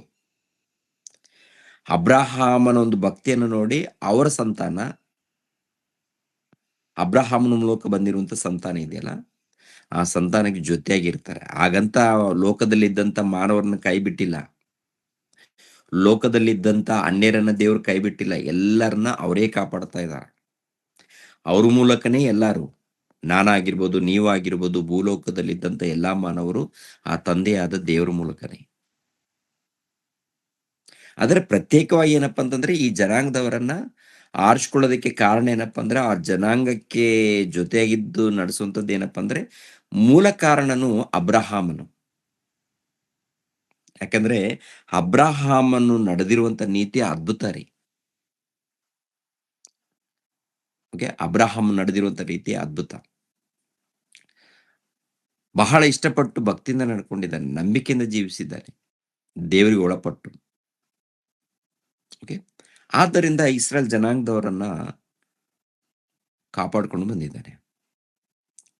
ಎರಡನೇ, ತಪ್ಪು ಮಾಡಿದಾಗ ಸಹಿಸಿಕೊಂಡಿಲ್ಲ ದೇವರು. ಪಾಪ ಮಾಡಿದಾಗ, ತಪ್ಪು ಮಾಡಿದಾಗ ದೇವರು ಸಹಿಸಿಕೊಂಡಿಲ್ಲ.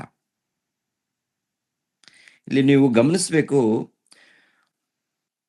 ತಪ್ಪು ಮಾಡಿದ್ರೆ ಯಾರನ್ನು ಕೂಡ ದೇವರು ಸಹಿಸಲ್ಲ. ಭಕ್ತಿಯಲ್ಲಿ ಇದ್ದಾಗ ಭಕ್ತಿಯಿಂದ ನಡೆಯುವಾಗ ಅವ್ರನ್ನ ಖಂಡಿತವಾಗಿ ದೇವ್ರು ಕಾಪಾಡ್ತಾರೆ. ಭಕ್ತಿಯಲ್ಲಿ ಇಲ್ಲದೆ ಹೋದ್ರೆ ಅವ್ರು ಯಾರೇ ಆಗಿರ್ಬೋದು, ಮೊದಲನೇದಾಗಿ ಎಚ್ಚರಿಸುವಂಥದ್ದು.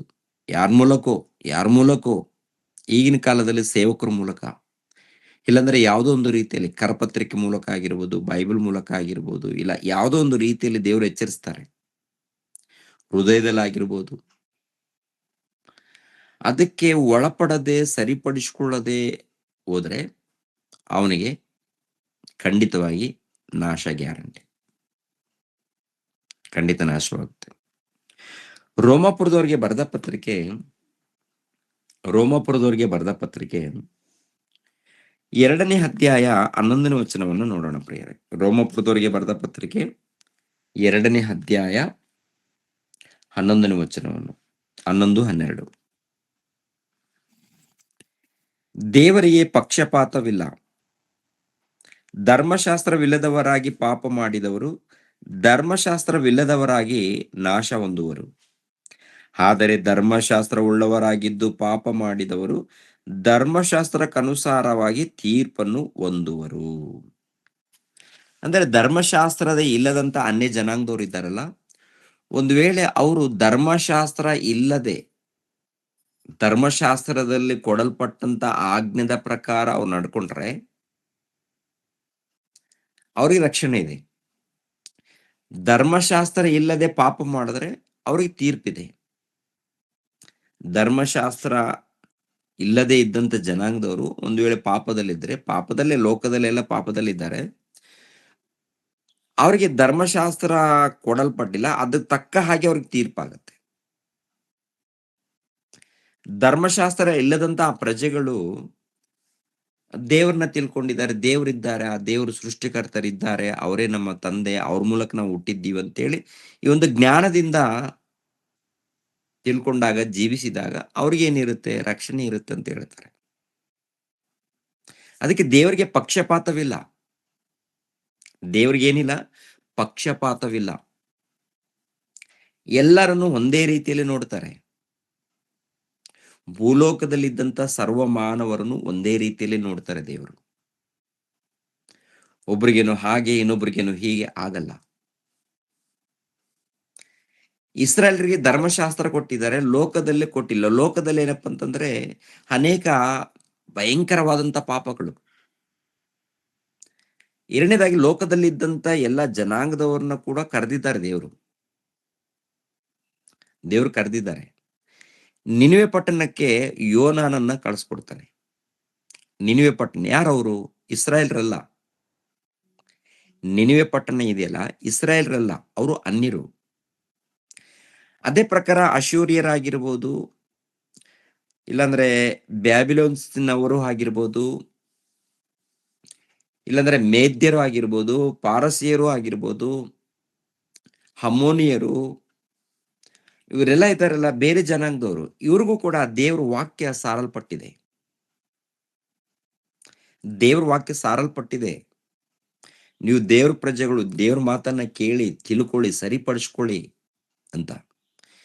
ಕೇಳದೇ ಇದ್ದಾಗ, ಸರಿಪಡಿಸ್ಕೊಳ್ಳದೆ ಇದ್ದಾಗ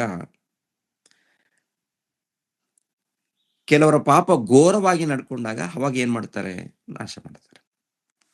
ಘೋರವಾಗಿ ಅಂದ್ರೆ ಸಮಯ ಕೊಡ್ತಾರೆ. ಆ ಸಮಯದಲ್ಲಿ ದೇವರನ್ನ ತಿಳ್ಕೊಳ್ಳದೆ ಹೋದಾಗ, ಸರಿಪಡಿಸ್ಕೊಳ್ಳದೆ ಹೋದಾಗ ದೇವ್ರ ನಾಶ ಮಾಡ್ತಾರೆ. ಅಂದ್ರೆ ದೇವ್ರ ದೃಷ್ಟಿಯಲ್ಲಿ ಎಲ್ಲರೂ ಒಂದೇ. ದೇವರಿಗೆ ಪಕ್ಷಪಾತವಿಲ್ಲ. ಇನ್ನೊಂದು ವಚನವನ್ನು ಕೂಡ ನೋಡೋಣ. ಯಾಜಕ ಕಾಂಡ 19ನೇ ಅಧ್ಯಾಯ 15ನೇ ವಚನವನ್ನು ನೋಡಿ ಪ್ರಿಯರೇ. ಯಾಜಕ ಕಾಂಡ 19, 15. ಯಾಜಕ ಕಾಂಡ 19ನೇ ಅಧ್ಯಾಯ 15ನೇ ವಚನವನ್ನು ನೋಡಿ ಪ್ರಿಯರೇ. ವ್ಯಾಜ್ಯವನ್ನು ವಿವರಿಸುವಾಗ ಅನ್ಯಾಯವಾದ ತೀರ್ಪನ್ನು ಮಾಡಬಾರದು. ಬಡವನ ಬಡತನವನ್ನಾಗಲಿ ದೊಡ್ಡ ಮನುಷ್ಯನ ಘನತೆಯನ್ನಾಗಲಿ ಲಕ್ಷ್ಯ ಮಾಡದೆ ಪಕ್ಷಪಾತವಿಲ್ಲದೆ ತೀರ್ಪನ್ನು ಕೊಡಬೇಕು. ಸಾಕು. ವ್ಯಾಜ್ಯವನ್ನು ವಿಚಾರಿಸುವಾಗ ಅನ್ಯಾಯವಾದ ತೀರ್ಪನ್ನು ಮಾಡಬಾರದು. ಬಡವನ ಬಡತನವನ್ನಾಗಲಿ ದೊಡ್ಡ ಮನುಷ್ಯನ ಘನತೆಯನ್ನಾಗಲಿ ಲಕ್ಷ್ಯ ಮಾಡದೆ ಪಕ್ಷಪಾತವಿಲ್ಲದೆ ತೀರ್ಪನ್ನು ಕೊಡಬೇಕು ಅಂತ ಹೇಳ್ತಾರೆ. ಇನ್ನೊಂದು ಮಾತನ್ನು ಕೂಡ ನೋಡಿ, 24ನೇ ಅಧ್ಯಾಯ, ಅದೇ ಯಾಜಕ ಕಾಂಡ 24ನೇ ಅಧ್ಯಾಯ 22ನೇ ವಚನ. 24, 22. ಅನ್ಯರಿಗಾಗಲಿ ಸ್ವದೇಶದವರಿಗಾಗಲಿ ಪಕ್ಷಪಾತವಿಲ್ಲದೆ ಒಂದೇ ವಿಧಿ ಇರಬೇಕು. ನಾನು ನಿಮ್ಮ ದೇವರಾದ ಯೆಹೋವನು. ನಾನು ನಿಮ್ಮ ದೇವರಾದ ಯೆಹೋವನು. ಈ ಮಾತಿನಲ್ಲಿ ನೋಡುವಾಗ ದೇವರಿಗೆ ಪಕ್ಷಪಾತವಿಲ್ಲ. ಇಸ್ರಾಯೇಲ್ರಂತ ಅನ್ಯರು ಅಂತ ಪಕ್ಷಪಾತ ಇಲ್ಲ ದೇವರಿಗೆ.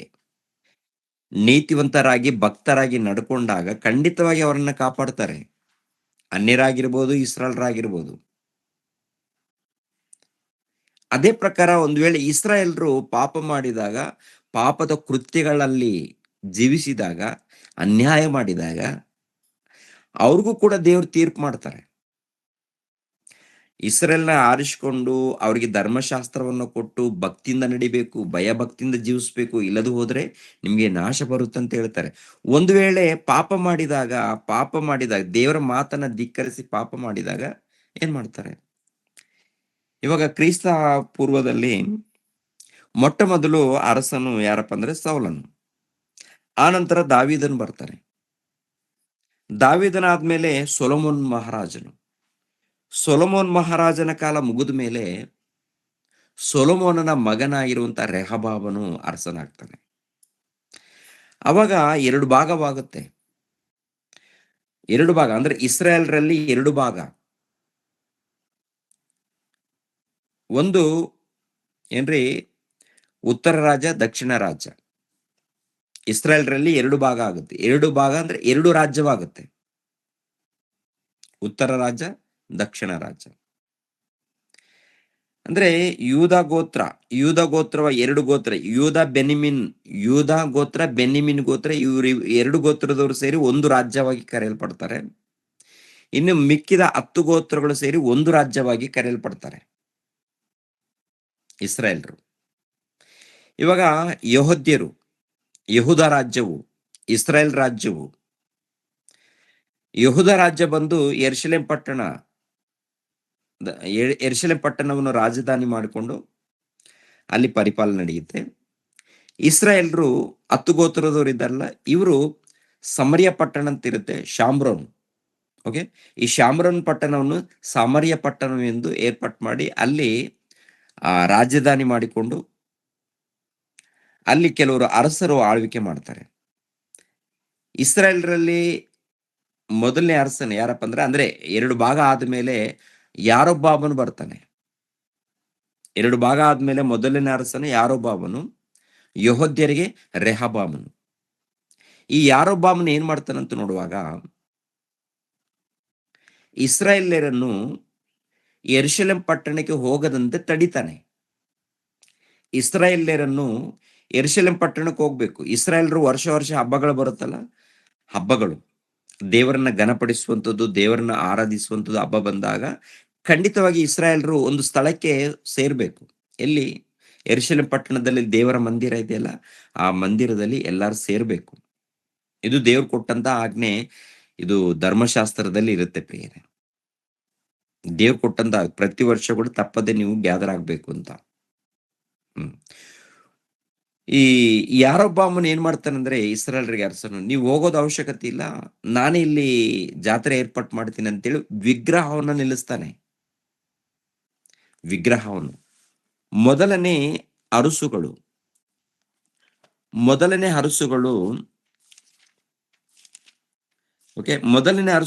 12ನೇ ಅಧ್ಯಾಯ 25ನೇ ವಚನ. ಯಾರೊಬ್ಬಾಮನು ಎಫ್ರಾಯಿಮ್ ಬೆಟ್ಟದ ಸೀಮೆಯಲ್ಲಿನ ಶೆಕೆಮ್ ಪಟ್ಟಣವನ್ನು ಭದ್ರಪಡಿಸಿ ಅಲ್ಲಿ ವಾಸಿಸಿದನು. ಅಲ್ಲಿಂದ ಪೆಲುವೇನಿಗೆ ಹೋಗಿ ಅದನ್ನು ಭದ್ರಪಡಿಸಿದನು.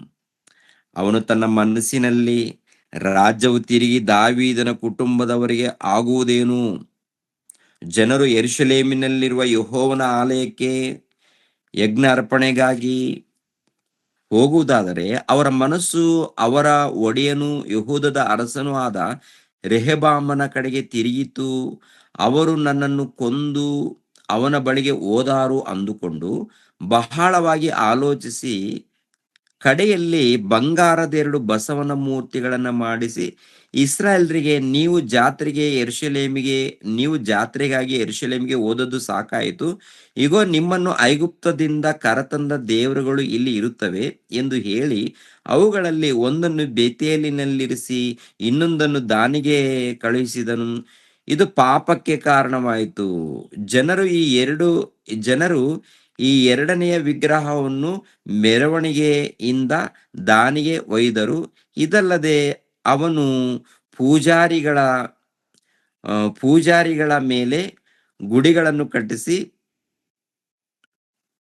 ಪೂಜಗಿರಿಗಳ ಮೇಲೆ ಕ್ಷಮಿಸ್ಬೇಕು ಪೂಜಗಿರಿಗಳ ಮೇಲೆ ಗುಡಿಗಳನ್ನು ಕಟ್ಟಿಸಿ ಲೇವಿಯರಲ್ಲದ ಕನಿಷ್ಠ ಜನರನ್ನು ಯಾಜಕರನ್ನಾಗಿ ನೇಮಿಸಿ ಆ ಅವನು 8ನೆಯ ತಿಂಗಳ 15ನೇ ದಿವಸ ಬೇತೇಲಿನಲ್ಲಿ ಯೆಹೂದ ದೇಶದ ಜಾತ್ರೆಯ ಸರಿಯಾದ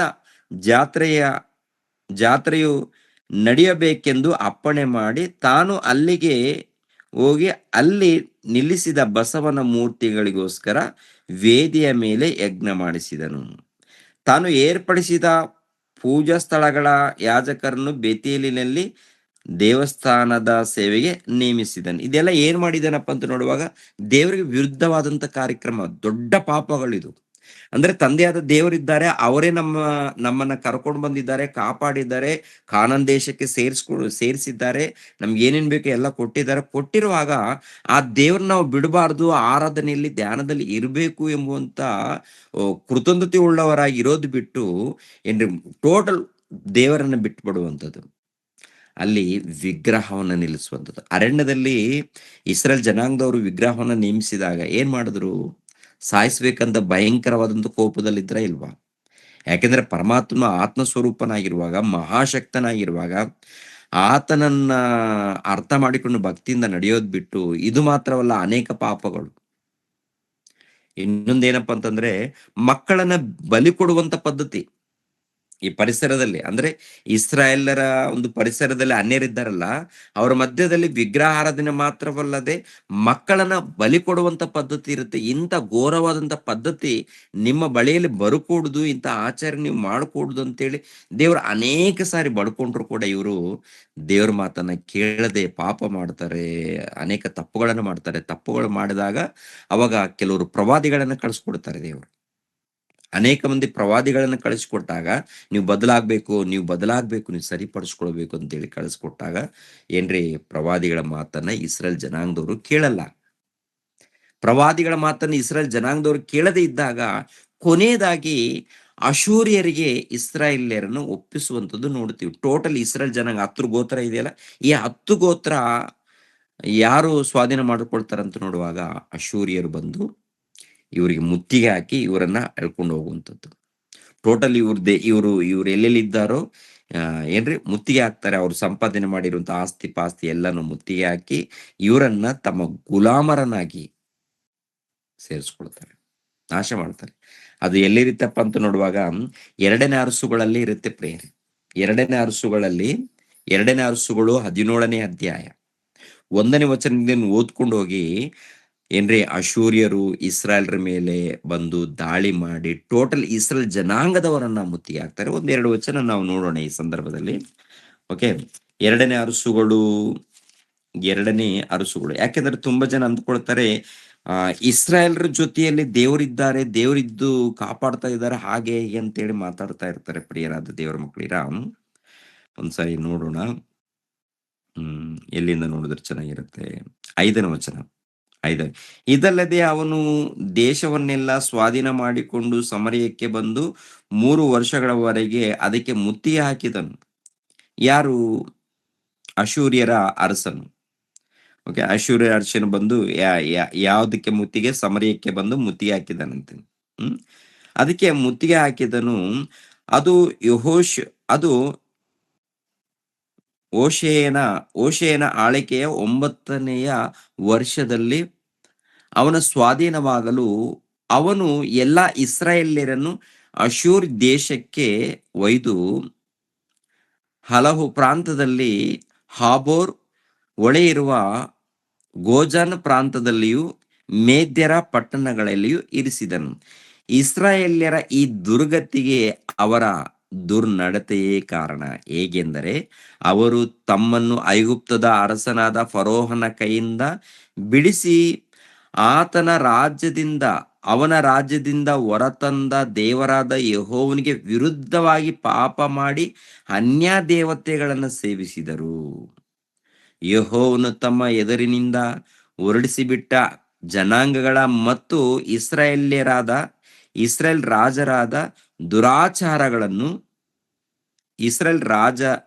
ರಾಜರ ದುರಾಚಾರಗಳನ್ನು ಅನುಸರಿಸಿದರು. ಗುಪ್ತವಾಗಿ ತಮ್ಮ ದೇವರಾದ ಯೆಹೋವನಿಗೆ ವಿರೋಧವಾದ ಕೃತ್ಯಗಳನ್ನು ನಡೆಸಿದರು. ಅಂದ್ರೆ ದೇವರಿಗೆ ವಿರೋಧವಾದಂತ ಕೃತ್ಯಗಳು. ಅನ್ಯರನ್ನು ನೋಡುವಾಗ ಇವರು ವಿಗ್ರಹಾರಾಧನೆ ಅದು ಭಯಂಕರವಾದಂತ ನಡೆಸುವಂಥದ್ದು. ಎರಡನೇದಾಗಿ ಅವ್ರ ಮಧ್ಯದಲ್ಲಿ ಮಕ್ಕಳನ್ನ ಬಲಿ ಕೊಡುವಂಥದ್ದು ಕೂಡ ಇದೆ. ಅವ್ರ ಮಧ್ಯದಲ್ಲಿ ಮಕ್ಕಳನ್ನು ಬಲಿ ಕೊಡ್ಬೋದಾ? ಮಕ್ಕಳನ್ನ ಬಲಿ ಕೊಡುವಂತ ಪದ್ಧತಿ ಇದ್ದಾಗ ಆಮೇಲೆ ಅವ್ರು ಬದುಕೋದಿಕ್ಕೆ ಏನಾದ್ರೂ ಮಾಡ್ತಾರೆ. ಅವರು ಮಾಟ ಮಂತ್ರಗಳಂತಾರೆ, ತಂತ್ರಗಳಂತಾರೆ, ಪೂಜಾ ಅಂತಾರೆ, ಅದು ಅಂತಾರೆ, ಇದು ಅಂತಾರೆ, ಏನೇನೋ ಮಾಡ್ತಾ ಇರ್ತಾರೆ.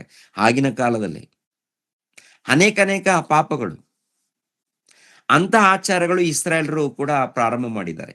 ಇಸ್ರಾಯೇಲರು ಪ್ರಾರಂಭ ಮಾಡಿದಾಗ ಎಚ್ಚರಿಸ್ತಾರೆ. ಕೇಳದೇ ಇದ್ದಾಗ ಕೊನೆಯದಾಗಿ ನೋಡಿ ಅಶೂರ್ಯರಿಗೆ ಒಪ್ಪಿಸ್ತಾರೆ. ಅನ್ಯರವರು ಇವ್ರನ್ನ ಎಳ್ಕೊಂಡು ಹೋಗ್ರಿ, ಏನಾದ್ರು ಮಾಡ್ಕೊಂಡು ಹೋಗ್ರಿ ಅಂತೇಳಿ. ಅಂದ್ರೆ ದೇವ್ರು ತನ್ನ ಮಕ್ಕಳನ್ನು ಕೊಟ್ಬಿಡ್ತಾರ? ಯಾರಿಗೆ? ಅನ್ಯರಿಗೆ ಕೊಡ್ತಾರ? ಒಪ್ಪಿಸ್ತಾರೆ. ಈಗಿನ ಕಾಲದಲ್ಲಿ ತುಂಬಾ ಜನ ಅಂದ್ಕೊಳ್ತಾರೆ ಇಸ್ರಾಯೇಲ್ರಿಗೆ ಯಾವ ಕಷ್ಟ ಬರಲ್ಲ, ಯಾವಾಗ್ಲೂ ದೇವ್ರ ಜೊತೆಯಾಗಿದ್ದು ಕಾಪಾಡ್ತಾರೆ. ದೇವ್ರ ಪಾಪದಲ್ಲಿದ್ರೆ ಕಾಪಾಡಲ್ಲ. ಅದನ್ನ ನೆನಪಲ್ಲಿ ಇಟ್ಕೊಳ್ಬೇಕು ನೀವೆಲ್ಲ. ನಮ್ಮ ಕ್ರೈಸ್ತ ಬೋಧಕರು ಕೂಡ ಇದನ್ನ ನೆನಪಲ್ಲಿ ಇಟ್ಕೊಳ್ಬೇಕು. ಅಂದ್ರೆ ಯಾರನ್ನ ಕಾಪಾಡ್ತಾರೆ ಹೋಗ್ತಾ? ಭಕ್ತಿಯಲ್ಲಿ ನಡ್ಕೊಂಡ್ರೆ, ಭಕ್ತಿಯಿಂದ ಜೀವಿಸಿದರೆ ಅವರ ಜೊತೆಯಲ್ಲಿ ದೇವ್ರ ಜೊತೆಯಾಗಿರ್ತಾರೆ. ಅವರ ಜೊತೆಯಲ್ಲಿ ದೇವ್ರ ಜೊತೆಯಾಗಿದ್ದು ಕಾಪಾಡ್ತಾರೆ. ಪಾಪದ ವ್ಯಾಮೋಹ, ಅನ್ಯಾಯಗಳು, ದ್ರೋಹ, ಮೋಸ ಮಾಡ್ತಾ ಇದ್ರೆ ದೇವ್ರು ನೋಡ್ತಾರೆ, ಸರಿಪಡಿಸ್ಕೊಡ್ರಿ ಅಂತ ಎಚ್ಚರಿಸ್ತಾರೆ. ಸರಿಪಡಿಸ್ಕೊಂಡಿಲ್ಲ ಅಂತಂದ್ರೆ ಅಪಘಾತಗಳು, ಚಂಡಮಾರುತಗಳು, ಜಲಪ್ರಳಯ, ಅಂಟುರೋಗ, ಭೂಕಂಪ, ಇದು ಅಲ್ಲದೆ ಶತ್ರುಗಳಿಗೆ ಒಪ್ಪಿಸುವಂಥದ್ದು. ಇದು ಯಾವ್ದು ಮಾಡಿಲ್ಲ ಅಂದ್ರೆ ಇನ್ನೊಂದು ಕೆಲಸ ಏನಪ್ಪಾ ಅಂದ್ರೆ ಶತ್ರುಗಳಿಗೆ ಒಪ್ಪಿಸ್ತಾರೆ. ಮಾಡಬಾರದ ಪಾಪಗಳನ್ನು ಮಾಡಿದ್ರೆ ಶತ್ರುಗಳಿಗೆ ಒಪ್ಪಿಸುವಂಥದ್ದು ನಡೆಯುತ್ತೆ ಪ್ರಿಯರೇ. ಅದು ಎಲ್ಲಿರುತ್ತಪ್ಪ ಅಂತ ನೋಡುವಾಗ ರೋಮಾಪುರದವರಿಗೆ ಬರೆದ ಪತ್ರಿಕೆ. ಅನ್ಯರು ಕೂಡ ಒಂದು ವೇಳೆ ಅನ್ಯರು ದೇವರನ್ನ ನಂಬಿ ಭಯಭಕ್ತಿಯಿಂದ ನಡ್ಕೊಂಡಾಗ ಅವ್ರನ್ನ ದೇವರು ಕಾಪಾಡ್ತಾರೆ. ಎರಡನೇದಾಗಿ ಒಂದು ವೇಳೆ ತಪ್ಪು ಮಾಡಿದ್ರೆ ಅವರು ಕೂಡ ಎಚ್ಚರಿಕೆ ಇರುತ್ತೆ. ಇಲ್ಲಿ ನೋಡಿ, ಗಮನಿಸ್ಬೇಕು. ರೋಮಾಪುರದವರಿಗೆ ಬರೆದ ಪತ್ರಿಕೆ 1ನೇ ಅಧ್ಯಾಯ 22ನೇ ವಚನದಿಂದ 21ನೇ ವಚನದಿಂದ. ಯಾಕೆಂದರೆ ದೇವರ ವಿಷಯವಾಗಿ ಅವರಿಗೆ ತಿಳುವಳಿಕೆ ಇದ್ದರೂ ಅವರು ಆತನನ್ನು ದೇವರಿಂದ ಘನಪಡಿಸಲಿಲ್ಲ. ಆತನ ಉಪಕಾರಗಳನ್ನು ನೆನೆಸಿ ಆತನನ್ನು ಸ್ತುತಿಸಲಿಲ್ಲ.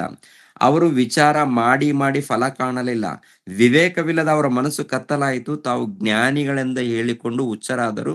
ಲಯವಿಲ್ಲದ ದೇವರ ಮಹಿಮೆಯನ್ನು ಬಿಟ್ಟು ಅದಕ್ಕೆ ಬದಲಾಗಿ ಲಯವಾಗುವ ಮನುಷ್ಯ, ಪಶು ಪಕ್ಷಿ, ಸರ್ಪಾದಿಗಳ ಮೂರ್ತಿಗಳನ್ನು ಮಾಡಿಕೊಂಡರು. ಆದ ಕಾರಣ ಅವರು ಮನಸ್ಸಿನ ದುರಾಶೆಗಳಂತೆ ನಡೆದು ತಮ್ಮ ದೇಹಗಳನ್ನು ಮಾನಹೀನ ಮಾಡಿಕೊಳ್ಳಲಿ ಎಂದು ದೇವರು ಅವರನ್ನು ಹೊಲಸಾದ ನಡತೆಗೆ ಒಪ್ಪಿಸಿದನು. ಅವರು ಸತ್ಯ ದೇವರನ್ನು ಬಿಟ್ಟು ಅಸತ್ಯವಾದದ್ದನ್ನು ಹಿಡಿದುಕೊಂಡು ಸೃಷ್ಟಿಕರ್ತನನ್ನು ಪೂಜಿಸದೆ ಸೃಷ್ಟಿ ವಸ್ತುಗಳನ್ನೇ ಪೂಜಿಸಿ ಸೇವಿಸುವವರಾದರು. ಸೃಷ್ಟಿಕರ್ತನೊಬ್ಬನೇ ನಿರಂತರ ಸ್ತುತಿ ಹೊಂದತಕ್ಕವನು. ಆಮೆನ್. ಅವರು ಇಂಥದ್ದನ್ನು ಮಾಡಿದರಿಂದ ದೇವರು ಅವರನ್ನು ಕೇವಲ ತುಚ್ಛವಾದ ಕಾಮಾಭಿಲಾಷೆಗೆ ಒಪ್ಪಿಸಿದನು. ಹೇಗೆಂದರೆ ಅವರ ಹೆಂಗಸರು ಸ್ವಾಭಾವಿಕವಾದ ಭೋಗವನ್ನು ಬಿಟ್ಟು ಸ್ವಭಾವಕ್ಕೆ ವಿರುದ್ಧವಾದ ಭೋಗವನ್ನು ಅನುಸರಿಸಿದರು. ಅದರಂತೆ ಗಂಡಸರು ಸಹ ಸ್ವಾಭಾವಿಕವಾದ ಸ್ತ್ರೀ ಭೋಗವನ್ನು ಬಿಟ್ಟು ಒಬ್ಬರ ಮೇಲೊಬ್ಬರು ತಮ್ಮ ಕಾಮಾತುರದಿಂದ ತಾಪ ಪಡುತ್ತಾ ಗಂಡಸರು ಕೇವಲ ಅವಲಕ್ಷಣವಾದದ್ದನ್ನು ನಡೆಸಿ ತಮ್ಮ ಭ್ರಾಂತಿಗೆ ತಕ್ಕ ಫಲವನ್ನು ತಮ್ಮಲ್ಲಿ ಹೊಂದುವರಾದರು. ಇದಲ್ಲದೆ ದೇವರ ಜ್ಞಾನವು ಅವರಿಗೆ ಇಷ್ಟವಿಲ್ಲದರಿಂದ ಅಲ್ಲದ ಕೃತ್ಯಗಳನ್ನ ನಡೆಸೋರಾಗಿರುವಂತೆ ದೇವರು ಅವರನ್ನು ಅನಿಷ್ಟ ಭಾವಕ್ಕೆ ಒಪ್ಪಿಸಿದನು. ಅಂದ್ರೆ ಸೈತಾನಿಗೆ ಒಪ್ಪಿಸ್ತಾರೆ. ಸೈತಾನಿಗೆ ಒಪ್ಪಿಸಿದಾಗ ಎಂತೆಂಥ ಕ್ರಿಯೆಗಳು ನಡೀತು ನೋಡಿ ಪ್ರಿಯರೇ. ಹೇಗಂದ್ರೆ ಅವರು ಸಕಲ ವಿಧವಾದ ಅನ್ಯಾಯ, ದುರ್ಮಾರ್ಗತನ, ಲೋಲೋಕ್ತಿ, ದುಷ್ಟತ್ವಗಳಿಂದಲೂ, ಹೊಟ್ಟೆ ಕಿಚ್ಚು, ಕೊಲೆ, ಜಗಳ, ಮೋಸ, ಹಗೆತನಗಳಿಂದಲೂ ತುಂಬಿದವರಾದರು. ಅವರು ಕಿವಿ ಊದುವವರು, ಚಾಡಿ ಹೇಳುವವರು, ದೇವರನ್ನು ದ್ವೇಷಿಸುವವರು, ಸೊಕ್ಕಿನವರು, ಅಹಂಕಾರಿಗಳು, ಬಡಾಯಿ ಕೊಚ್ಚುವವರು, ಕೇಡನ್ನು ಕಲ್ಪಿಸುವವರು, ತಂದೆ ತಾಯಿಗಳ ಮಾತನ್ನು ಕೇಳದವರು, ವಿವೇಕವಿಲ್ಲದವರು, ಮಾತಿಗೆ ತಪ್ಪದವರು, ಮಮತೆ ಇಲ್ಲದವರು, ಕರುಣೆ ಇಲ್ಲದವರು ಆದರೆ ಇಂಥವುಗಳನ್ನು ನಡೆಸುವವರು ಮರಣಕ್ಕೆ ಪಾತ್ರರಾಗಿದ್ದಾರೆಂದು ದೇವ ವಿಧಿಯು ಅವರಿಗೆ ತಿಳಿದಿದ್ದರೂ ಅವರು ತಾವೇ ಅವುಗಳನ್ನು ಮಾಡುವುದಲ್ಲದೆ ಮಾಡುವವರನ್ನು ಅನುಮೋದಿಸುತ್ತಾರೆ. ಅಂದ್ರೆ ಈ ಇಂಥ ತಪ್ಪಾದ ಭಯಂಕರವಾದಂಥ ಪಾಪದಲ್ಲಿ ಇದ್ದಂಥ ಜನರನ್ನ ಮೊದಲನೇದಾಗಿ ದೇವರು ಎಚ್ಚರಿಸ್ತಾರೆ, ಸರಿಪಡಿಸ್ಕೊಡ್ರಿ ಅಂತ ಹೇಳ್ತಾರೆ. ನನ್ನ ಮಕ್ಕಳೇ ಸರಿಪಡಿಸ್ಕೊಡ್ರಿ ಅಂತೇಳಿ ಅನೇಕರ ಪ್ರವಾದಿಗಳ ಮೂಲಕ, ಭಕ್ತರ ಮೂಲಕ ತಿಳಿಸ್ಕೊಡ್ತಾರೆ. ಸರಿಪಡಿಸ್ಕೊಂಡಿಲ್ಲ ಅಂದ್ರೆ ಕೊನೆಯದಾಗಿ ಮಾಡುವಂಥದ್ದು ಏನಪ್ಪಾ ಅಂದ್ರೆ ಭ್ರಷ್ಟಾತ್ಮಕ ಒಪ್ಪಿಸ್ತಾನೆ. ಭ್ರಷ್ಟಾತ್ಮಕ ಒಪ್ಪಿಸಿದಾಗ ಇವೆಲ್ಲ ನಡೆಯುತ್ತೆ. ಅದ್ರ ಜೊತೆಗೆ ಗಲಾಟೆಗಳು, ಅದ್ರ ಜೊತೆಗೆ ಯುದ್ಧಗಳು, ಅದ್ರ ಜೊತೆಗೆ ಏನ್ ಗೊತ್ತಾ, ಯುದ್ಧಗಳು. ಇವಾಗ ಹಳೆ ಒಡಂಬಡಿಕೆಯಲ್ಲಿ ಭಕ್ತರಿಗೆ ಜೊತೆಯಾಗಿದ್ದು ಯುದ್ಧ ಮಾಡಿದ ರೀತಿಯಲ್ಲಿ ಹೊಸ ಒಡಂಬಡಿಕೆಯಲ್ಲಿ ಇಂಥ ಪ್ರೋತ್ಸಾಹ ಕೊಡಲ್ಲ. ಗಲಾಟೆ ಮಾಡಿದ್ರು ಒಪ್ಪಲ್ಲ, ದೇವ್ರು ಇಷ್ಟಪಡಲ್ಲ ರೀ. ಮನೆಯಲ್ಲಾಗಿರ್ಬೋದು, ಹೊರಗಡೆ ಆಗಿರ್ಬೋದು. ಮನೆಯಲ್ಲೂ ಕೂಡ ಗಲಾಟೆ ಮಾಡಿದ್ರು ದೇವ್ರಿಗೆ ಇಷ್ಟ ಇಲ್ಲ, ಮನೆಯಲ್ಲಿ ಜಗಳ ಆಡಿದ್ರು ದೇವ್ರಿಗೆ ಇಷ್ಟ ಇಲ್ಲ. ಮನೆಯಲ್ಲಿ ಆಗ್ಲಿ ಹೊರಗಡೆ ಆಗ್ಲಿ ಭಕ್ತಿಯಿಂದ ನಡ್ಕೊಳ್ಬೇಕಂತ ಹೇಳ್ತಾರೆ, ನ್ಯಾಯದಿಂದ ಜೀವಿಸ್ಬೇಕು ಅಂತ ಹೇಳ್ತಾರೆ, ಯಥಾರ್ಥವಾಗಿ ಬದುಕಬೇಕಂತ ಹೇಳ್ತಾರೆ. ಅನ್ಯರಾಗಿರ್ಬೋದು, ಇಲ್ಲ ಕ್ರೈಸ್ತರಾಗಿರ್ಬೋದು, ಇಸ್ರೇಲ್ ಜನಾಂಗದವರಾಗಿರ್ಬೋದು, ಯಾರೇ ಆಗಿರ್ಬೋದು ಭಕ್ತಿಯಿಂದ ನಡ್ಕೊಳ್ಬೇಕಂತ ಹೇಳ್ತಾರೆ. ಇಲ್ಲ ನಾನು ಭೂಮಿಗೋಸ್ಕರ ಯುದ್ಧ ಮಾಡ್ತೀನಿ, ಭೂಮಿಗೋಸ್ಕರ ಜಗಳ ಆಡ್ತೀನಿ, ಭೂಮಿಗೋಸ್ಕರ ನಾನು ಇನ್ನೊಬ್ಬರನ್ನ ಕೊಂದಾಕ್ತೀನಿ ಅಂತಂದ್ರೆ ಪಾಪಕ್ಕೆ ಗುರಿ ಆಗ್ತಾರೆ.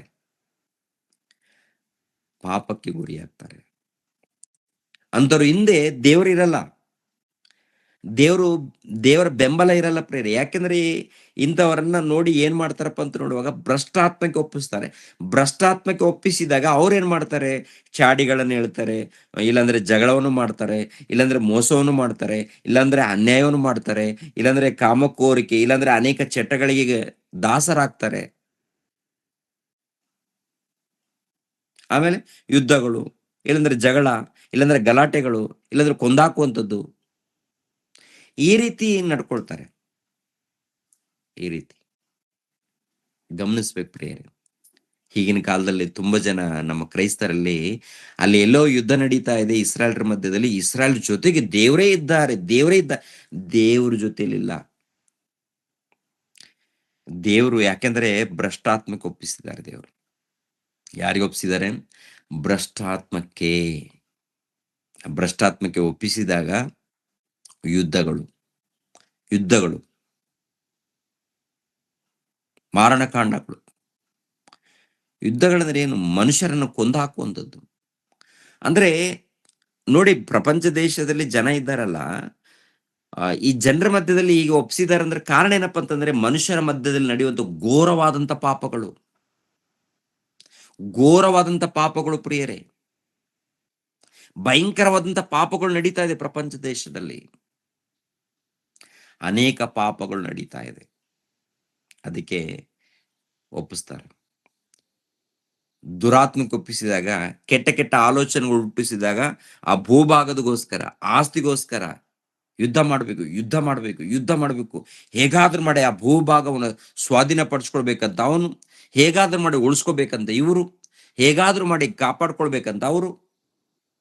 ಭೂಭಾಗ, ಆಸ್ತಿ, ಅಂತಸ್ತು, ಸಂಪಾದನೆ, ಏನಿದು? ಭೋಗಾಶೆಗಳು. ಅದಕ್ಕೆ ಯುದ್ಧಗಳು, ಅದಕ್ಕೆ ಮಾರಣಕಾಂಡಗಳು, ಅದಕ್ಕೆ ಗಲಾಟೆಗಳು. ನಮ್ಮ ದೇಶದಲ್ಲೂ ಕೂಡ ನೋಡುವಾಗ ಭೂಭಾಗದಗೋಸ್ಕರ ಗಲಾಟೆಗಳು, ಆಸ್ತಿಗೋಸ್ಕರ ಗಲಾಟೆಗಳು, ಜಾತಿಗೋಸ್ಕರ ಗಲಾಟೆಗಳು, ಹಣದಗೋಸ್ಕರ ಗಲಾಟೆಗಳು, ಕೆಲಸದಗೋಸ್ಕರ ಗಲಾಟೆಗಳು, ಉದ್ಯೋಗದಗೋಸ್ಕರ ಗಲಾಟೆಗಳು, ಸಂಪಾದನೆಗೋಸ್ಕರ ಗಲಾಟೆಗಳು. ಯಾಕೆ ಇವೆಲ್ಲ ನಡೀತಾ ಇದೆ ಅಂತ ನೋಡುವಾಗ ಯಾಕೆ ಇದೆಲ್ಲ ನಡೀತಾ ಇದೆ? ಕಾರಣ ಒಂದೇ, ಭೋಗಾಶೆಗಳು. ಅನೇಕ ಪಾಪಗಳು ಇದ್ದಾಗ ದೇವ್ರ ಕೈ ಬಿಡ್ತಾರೆ. ದೇವ್ರ ಕೈ ಬಿಟ್ಟಾಗ ಇನ್ನೊಬ್ಬರಿಗೆ, ಅಂದ್ರೆ ದುರಾತ್ಮಕ್ಕೆ ಒಪ್ಪಿಸಿದಾಗ ಕೆಟ್ಟ ಆಲೋಚನೆಗಳಿಗೆ ಒಳಪಡ್ತಾರೆ. ಈ ರೀತಿ ನಡ್ಕೊಳ್ತಾರೆ. ಭಕ್ತಿಯಿಂದ ನಡ್ಕೊಂಡಾಗ ಪ್ರಿಯರ ದೇವರ ಮಕ್ಕಳಿರ ಅವರನ್ನ ಖಂಡಿತವಾಗಿ ಕಾಪಾಡ್ತಾರೆ. ಭಕ್ತಿಯಲ್ಲಿದ್ದವರು ಬೈಬಲ್ ಇಟ್ಕೊಳ್ತಾರೆ. ಭಕ್ತಿಯಲ್ಲಿದ್ದವರು ದೇವರನ್ನ ಧ್ಯಾನಿಸ್ತಾರೆ. ಭಕ್ತಿಯಲ್ಲಿದ್ದವರು ಪ್ರಾರ್ಥನೆ ಮಾಡ್ತಾರೆ. ಭಕ್ತಿಯಲ್ಲಿದ್ದವರು ಶತ್ರುಗಳಿಗೋಸ್ಕರ ಕೂಡ ಪ್ರಾರ್ಥನೆ ಮಾಡ್ತಾರೆ. ಅವನು ಸಾಯ್ಬೇಕು, ಇವನು ಸಾಯ್ಬೇಕು, ಅವನು ಸಾಯ್ಬೇಕು, ಇವನು ಸಾಯ್ಬೇಕು, ಇವನ್ ಗೆದ್ದಿಬೇಕು, ಅವನು ಸೋಲ್ಬೇಕು, ಇವನ್ ಗೆದ್ದಿಬೇಕು, ಅವನು ಸೋಲ್ಬೇಕಂದ್ರೆ ಭಕ್ತಿ ಅಲ್ಲ ಅದು. ಇವ್ರು ಗೆದ್ದಿಬೇಕು, ಅವ್ರು ಸೋಲ್ಬೇಕು ಅನ್ನುವಂಥದ್ದು ಯಾರಾದ್ರೂ ಅಂದ್ಕೊಂಡ್ರೆ ಈ ಸಮಾಜದಲ್ಲಿ, ಅಂದ್ರೆ ಇಸ್ರಾಯೇಲ್ ಜನಾಂಗದವ್ರು ಗೆದಿಬೇಕು, ಇಸ್ಲಾಂ ಸೋದರರು ಸೋಲ್ಬೇಕು ಅಂದ್ರೆ ಭಕ್ತಿ ಇಲ್ಲ. ಇಸ್ಲಾಂ ಸೋದರರು ಗೆಲ್ಬೇಕು, ಇಸ್ರಾಯೇಲ್ರು ನಾಶವಾಗ್ಬೇಕು ಅಂದ್ರೆ ಭಕ್ತಿ ಅಲ್ಲ. ಇಸ್ರಾಯೇಲ್ರು ಉಳಿಬೇಕು, ಇಸ್ಲಾಂ ಸೋದರರು ಉಳಿಬೇಕು, ಅನ್ಯರು ಉಳಿಬೇಕು, ಎಲ್ಲರೂ ಉಳಿಬೇಕು, ಎಲ್ಲರೂ ಬದುಕಬೇಕು ಈ ಲೋಕದಲ್ಲಿ, ದೇವರನ್ನು ತಿಳ್ಕೊಂಡು ಬದುಕಬೇಕು ಈ ಲೋಕದಲ್ಲಿ. ನಾನು ಭಕ್ತನಾದಾಗ ನನ್ನಂತೆ ಇನ್ನೊಬ್ಬ ಸಹೋದರನು ಭಕ್ತಿಯಿಂದ ನಡಿಬೇಕು. ನಾನು ಭಕ್ತಿಯಲ್ಲಿದ್ದೀನಿ, ನಾನು ನಂಬಿಕೆಯಲ್ಲಿದ್ದೀನಿ ಅಂದ್ರೆ ಅದೇ ಪ್ರಕಾರ ನನ್ನಂತ ಇನ್ನೊಬ್ಬ ಸಹೋದರನು, ನನ್ನಂತ ನರನಾಗಿರುವಂತ ಇನ್ನೊಬ್ಬರು ಭಕ್ತಿಯಲ್ಲಿ ನಡಿಬೇಕು, ಒಳ್ಳೆ ರೀತಿಯಿಂದ ನಡಿಬೇಕು, ದೇವರಿಗೆ ಹತ್ತಿರವಾಗ್ಬೇಕಂತೇಳಿ ನಾವು ಪ್ರಾರ್ಥನೆ ಮಾಡ್ಬೇಕೆ ವಿನಃ ಅವನು ಸತ್ತೋದ್ರೂ ಪರವಾಗಿಲ್ಲ, ಅವನು ನಾಶವಾದ್ರೂ ಪರವಾಗಿಲ್ಲ, ಅವನು ಹಾಳಾದ್ರೂ ಪರವಾಗಿಲ್ಲ, ರೋಗದಲ್ಲಿ ಬಿದ್ದರೂ ಪರವಾಗಿಲ್ಲ ಎನ್ನುವಂಥದ್ದು ಭಾವನೆ ಯಾರಿಗಾದ್ರೂ ಇದ್ರೆ ಅದು ದೆವ್ವದ ಭಾವನೆ, ಅದು ಸೈತಾನನ ಭಾವನೆ, ಅದು ಒಳ್ಳೇದಲ್ಲ. ಅದು ಕ್ರಿಸ್ತ ಪೂರ್ವದಲ್ಲಿ ಕೂಡ ತಂದೆಯಾದ ದೇವರು ಎಲ್ಲರನ್ನ ಪ್ರೀತಿಸ್ತಾರೆ. ಘೋರವಾದ ಪಾಪಗಳು ಎಲ್ಲಿ ನಡೀತಾ ಇದೆಯೋ ಅಲ್ಲಿ ಎಚ್ಚರಿಸ್ತಾರೆ. ಇಸ್ರೇಲ್ರಲ್ಲಿ ಭಕ್ತರಿದ್ದಾರೆ, ಅವ್ರಿಗೆ ಧರ್ಮಶಾಸ್ತ್ರ ಕೊಟ್ಟಿದ್ದಾರೆ, ಇವರು ಕೂಡ ಭಕ್ತಿಯಲ್ಲಿ ನಡಿಬೇಕು. ಒಂದು ವೇಳೆ ಇವರಲ್ಲಿ ಪಾಪ ಇದ್ರೆ ಇವರನ್ನು ಕೂಡ ಎಚ್ಚರಿಸ್ತಾರೆ. ಕೇಳಿಲ್ಲ ಅಂದ್ರೆ ಇವರನ್ನು ಕೂಡ ನಾಶ ಮಾಡ್ತಾರೆ, ಅವರನ್ನು ಕೂಡ ನಾಶ ಮಾಡ್ತಾರೆ. ಭಕ್ತಿಯಲ್ಲಿದ್ರೆ ಅವರನ್ನು ಕಾಪಾಡ್ತಾರೆ, ಇವರನ್ನು ಕಾಪಾಡ್ತಾರೆ.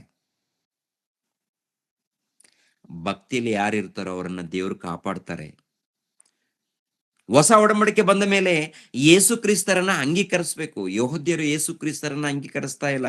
ಇವಾಗಲೂ ಕೂಡ ಯೇಸು ಕ್ರಿಸ್ತರನ್ನ ಅಂಗೀಕರಿಸಿಲ್ಲ ಅಂದ್ರೆ ದೇವ್ರ ಮಕ್ಕಳು ಹೇಗಾಗ್ತಾರೆ? ದೇವ್ರ ಮಕ್ಕಳು ಹೇಗಾಗ್ತಾರೆ? ಹಳೆ ಒಡಂಬಡಿಕೆ ಇರ್ಬೋದು, ಯೇಸು ಕ್ರಿಸ್ತರು ಬಂದ ಮೇಲೆ ಹಳೆ ಒಡಂಬಡಿಕೆನ ರದ್ದು ಮಾಡಿದಾರಲ್ಲ, ಅದನ್ನ ನಿಲ್ಲಿಸಿದಾರಲ್ಲ. ಹಳೆ ಒಡಂಬಡಿಕೆಯಲ್ಲಿರುವಂತಹ ಆಜ್ಞೆಗಳನ್ನು ತೆಗೆದುಹಾಕಿ ಹೊಸ ಆಜ್ಞೆಗಳನ್ನ ಕೊಡ್ತಾರೆ. ಹೊಸ ಆಜ್ಞೆಗಳನ್ನ ಪಾಲಿಸ್ಬೇಕು, ಈ ಆಜ್ಞೆಗಳನ್ನ ಪಾಲಿಸ್ಬೇಕು.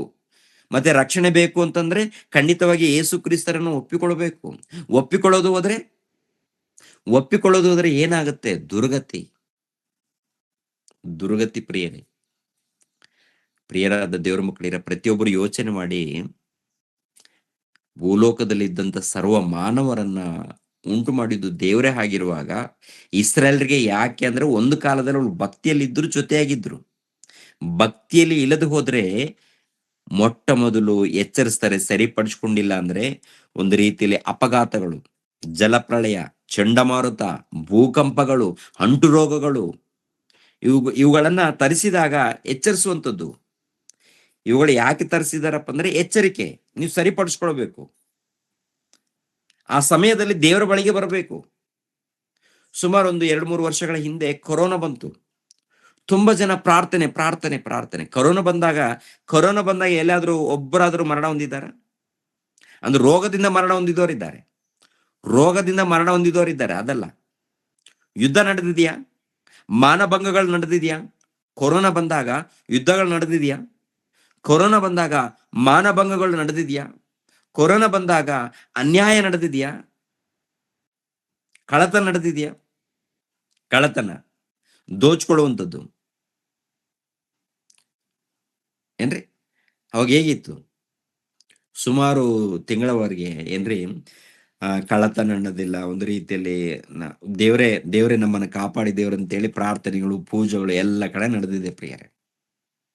ನಮ್ಮ ಕ್ರೈಸ್ತರಾದ್ರೆ ಬೆಳಗ್ಗೆ ಪ್ರಾರ್ಥನೆ, ಮಧ್ಯಾಹ್ನ ಪ್ರಾರ್ಥನೆ, ಗೂಗಲ್ ಮೀಟು, ಏನಪ್ಪಾ ಅಂದ್ರೆ ಫೋನ್ ನಿಂದ ಅಬ್ಬಾಬ ಎಷ್ಟು ಪ್ರಾರ್ಥನೆಗಳು. ಆ ರೋಗ ಏನ್ರಿ ನಿಮ್ಮಳವಾದ ಮೇಲೆ ಮತ್ತೆ ಯಾವ ಆಟ? ಅದೇ ಆಟ. ಲೋಕದಲ್ಲಿ ನೋಡಿ ಯುದ್ಧಗಳು, ಭಯಂಕರ ಯುದ್ಧಗಳು, ಎಲ್ಲ ಕಡೆ ಗಲಾಟೆಗಳು. ಮೊದಲು ಏನಪ್ಪಾ ಅಂದ್ರೆ ಕರೋನಾ ಬಂದಾಗ ಯಾರ ಮನೆಯಲ್ಲಿ ಗಪ್ಚುಪ್, ಅವ್ರವ್ರ ಮನೆಯಲ್ಲಿ ಗಪ್ಚುಪ್ಪಾಗಿದ್ರು. ಅವ್ರವ್ರ ಮನೆಯಲ್ಲಿ ಏನು ಇದ್ದದ್ರಲ್ಲೂ ತಿಂದು ಕುಡಿದು ಏನೋ ಯಾವುದೊಂದು ಕಸಾಯ ಮಾಡಿಕೊಂಡು ದೇವರು ಎಲ್ಲ ಸ್ವಾತಂತ್ರ್ಯ ಕೊಟ್ಟಾಗ ಇನ್ ನೋಡ್ರಿ ಪ್ರಿಯರಾದ ದೇವ್ರ ಮಕ್ಕಳು, ಎಷ್ಟು ಗಲಾಟೆಗಳು, ಏನ್ ಸಾಧನೆ ಮಾಡ್ತಾರೆ ಇವರೆಲ್ಲರೂ ಕೂಡ, ಏನ್ ಸಾಧನೆ ಮಾಡ್ತಾರೆ ಇವರೆಲ್ಲರೂ, ದೊಡ್ಡ ದೊಡ್ಡ ಗಲಾಟೆಗಳು. ಚಿಕ್ಕದ ಯಾರಾದ್ರೂ ಒಬ್ಬನು ಏನಾದ್ರು ಮಾತಾಡ್ತಾರೆ ಅದಕ್ಕೊಂದು ದೊಡ್ಡ ಗಲಾಟೆ, ಜಾತಿಗೋಸ್ಕರ ಗಲಾಟೆ, ಭಾಷೆಗೋಸ್ಕರ ಗಲಾಟೆ, ಉದ್ಯೋಗದಗೋಸ್ಕರ ಗಲಾಟೆ. ಅಬ್ಬಬ್ಬಬ್ಬ, ಜಾತಿ ಏನ್ ಗಲಾಟೆ ಮಾಡ್ತಾರಪ್ಪ ಅಂತ ನೋಡುವಾಗ ಇವರೆಲ್ಲ ಏನ್ ಸಾಧನೆ ಮಾಡ್ತಾರೆ ಇವರೆಲ್ಲರೂ ಕೂಡ. ಸಮಾಜವನ್ನ ಹಾಳು ಮಾಡ್ತಾರೆ, ಸಮಾಜವನ್ನ ಹಾಳು ಮಾಡೋರು, ನೆಮ್ಮದಿಯನ್ನ ಹಾಳು ಮಾಡೋರು. ಭಯ ಇಲ್ಲ, ಭಕ್ತಿ ಇಲ್ಲ, ಧ್ಯಾನ ಇಲ್ಲ. ಅದಕ್ಕೆ ಪ್ರಿಯರಾದ ದೇವ್ರ ಮಕ್ಕಳಿಗೆ ಅಲ್ಲೆಲ್ಲೆಲ್ಲೆಲ್ಲೇ ಭಯಂಕರ ಜಲಪ್ರಳಯ ತರಿಸ್ತಾ ಇರ್ತಾರೆ. ಜಲಪ್ರಳಯ ಬಂದಾಗ ಪ್ರತಿಯೊಬ್ಬರು ಸೆಟ್ ಆಗ್ಬೇಕು. ಭೂಕಂಪಗಳು ಬರ್ತಾ ಇರುತ್ತೆ, ರೋಗಗಳು ಬರ್ತಾ ಇರುತ್ತೆ. ಆ ಸಮಯದಲ್ಲಿ ಸೆಟ್ ಆಗ್ಬೇಕು, ಮತ್ತೆ ಹಳೆ ಜೀವಿತಕ್ಕೆ ಹೋಗ್ಬಾರ್ದು. ಈ ಪ್ರಪಂಚ ನೋಡುವಾಗ ಅದೇ ಅದೇ ಕಲ್ತ್ಕೊಂಡಿದೆ. ಅವಾಗ ದೇವ್ರು ಪೆಟ್ಟು ಕೊಡ್ತಾ ಇರ್ತಾರೆ. ಬುದ್ಧಿವಂತರು ಏನ್ ಮಾಡ್ಬೇಕು ಅಂತ, ಬುದ್ಧಿವಂತರು ದೇವರೇ ಅಂತ ಹೇಳಿ ದೇವರ ಧ್ಯಾನದಲ್ಲಿರ್ಬೇಕು, ದೇವರ ಪ್ರಾರ್ಥನೆಯಲ್ಲಿರ್ಬೇಕು, ದೇವರ ಧ್ಯಾನದಲ್ಲಿ, ಪ್ರಾರ್ಥನೆಯಲ್ಲಿ, ಭಕ್ತಿಯಲ್ಲಿರ್ಬೇಕು, ಭಕ್ತಿಯಲ್ಲಿರ್ಬೇಕು. ಪ್ರಿಯರ ದೇವ್ರ ಮಕ್ಕಳಿಗೆ, ಈ ಲೋಕದಲ್ಲಿ ಇದ್ದಂತ ಎಲ್ಲಾ ಮಾನವರನ್ನ ಕಾಪಾಡೋದು ದೇವ್ರು, ಎಲ್ಲರಿಗೂ ಊಟ ಕೊಡೋದು ದೇವ್ರು, ಎಲ್ಲರಿಗೂ ಗಾಳಿ ಕೊಟ್ಟಿದ್ದು ದೇವ್ರು, ನೀರು ಕೊಟ್ಟಿದ್ದು ದೇವ್ರು, ಆರೋಗ್ಯ ಕೊಟ್ಟಿದ್ದು ದೇವ್ರು. ಒಂದು ವೇಳೆ ದೇವರನ್ನ ಬಿಟ್ಟು ಮಾಡಬಾರದ ಪಾಪಗಳನ್ನ ಮಾಡಿದಾಗ ಎಚ್ಚರಿಸ್ತಾರೆ. ಕೇಳಿಲ್ಲ ಅಂದ್ರೆ ಅನೇಕ ಅಪಾಯಗಳು, ಅಪಘಾತಗಳ ಮೂಲಕ ತೆಗೆದಾಕ್ತಾರೆ. ಕನಿಕರ ಇಲ್ಲದೆ ತೆಗೆದಾಕ್ತಾರೆ. ಯಾಕೆಂದ್ರೆ ಯಾಕೆ ಬೇಕು ನಿನ್ನ ಜನ್ಮ, ಯಾಕೆ ಬೇಕು ನಿನ್ನ ಜೀವಿತ?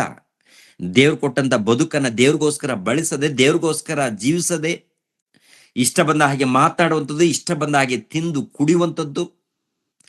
ಹೀಗಿದ್ದರೆ ದೇವರು ಎಚ್ಚರಿಸರೆ ಸರಿಪಡಿಸ್ಕೊಂಡಿಲ್ಲ ಅಂದ್ರೆ ಖಂಡಿತವಾಗಿ ಅಪಘಾತಗಳು, ಅಪಾಯಗಳು ನಿನ್ನ ಹಿಂದೆ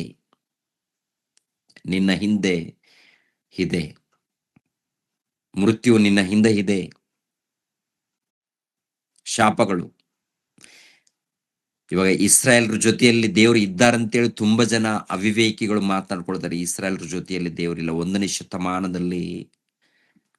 ಶತಮಾನದಲ್ಲಿ ದೇವರು ಹೇಳಿದ್ದಾರೆ, ನಿನಗೆ ರಕ್ಷಣೆ ಬೇಕು ಅಂದ್ರೆ ಯೇಸು ಕ್ರಿಸ್ತರನ್ನ ಅಂಗೀಕರಿಸ್ಬೇಕು ಅಂತ. ನಿನಗೆ ರಕ್ಷಣೆ ಬೇಕು ಅಂದ್ರೆ ಯೇಸು ಕ್ರಿಸ್ತರನ್ನ ಅಂಗೀಕರಿಸ್ಬೇಕು.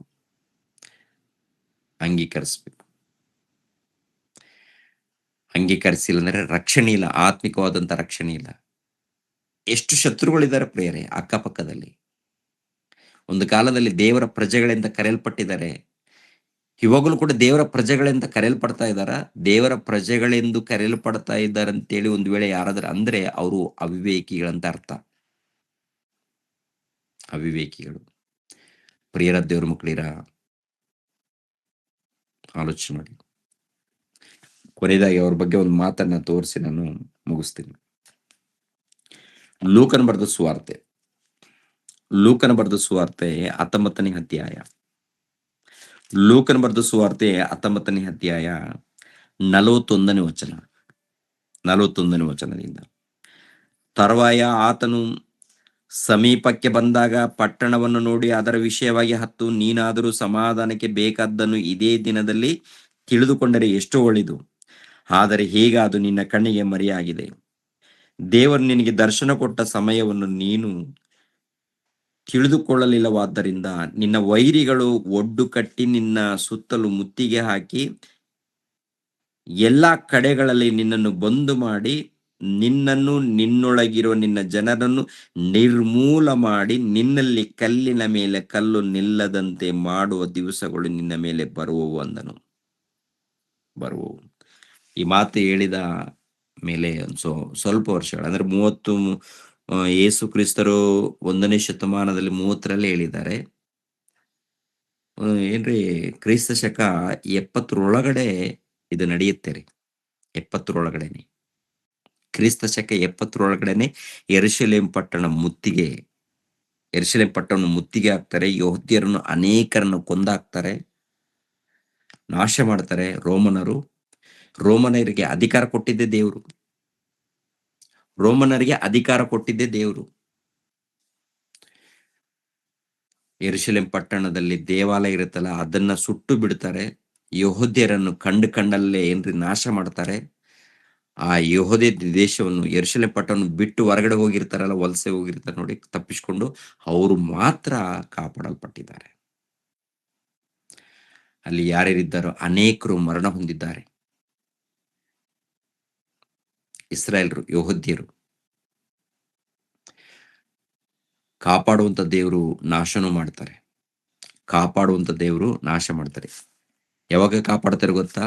ಯಥಾರ್ಥದಿಂದ ಭಕ್ತಿ, ಧ್ಯಾನ, ನಂಬಿಕೆ, ಪ್ರೀತಿಯಿಂದ ಇದ್ದಾಗ ದೇವ್ರ ಜೊತೆಯಾಗಿದ್ದು ಕಾಪಾಡ್ತಾರೆ.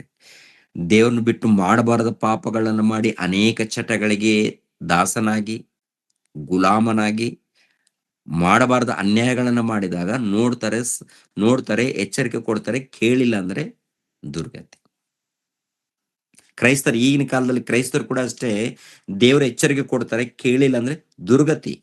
ಈಗಿನ ಕಾಲದಲ್ಲಿ ಕ್ರೈಸ್ತರಿಗೆ ಕೂಡ ಅಷ್ಟೇ ಭಕ್ತಿಯಿಂದ ನಡಿಬೇಕು, ಯಥಾರ್ಥವಾಗಿ ನಡಿಬೇಕು, ದೇವರಿಗೆ ಒಳಪಟ್ಟು ನಡಿಬೇಕು. ನಡೆದಿಲ್ಲ ಅಂದ್ರೆ ದುರ್ಗತಿ. ಭಕ್ತರಂದ್ರೆ ಕ್ರೈಸ್ತರು ಕೂಡ ದುರ್ಗತಿ ಕಾದಿದೆ. ದೇವರನ್ನ ನಂಬಿ ಯಥಾರ್ಥವಾಗಿ ಬದುಕದು ಹೋದ್ರೆ. ಆದ್ದರಿಂದ ಪ್ರತಿಯೊಬ್ಬರು ಕೂಡ ಜಾಗ್ರತೆ. ನಿಮ್ಮ ಭಕ್ತಿ ಜಾಗ್ರತೆ, ನಿಮ್ಮ ನಂಬಿಕೆ ಜಾಗ್ರತೆ,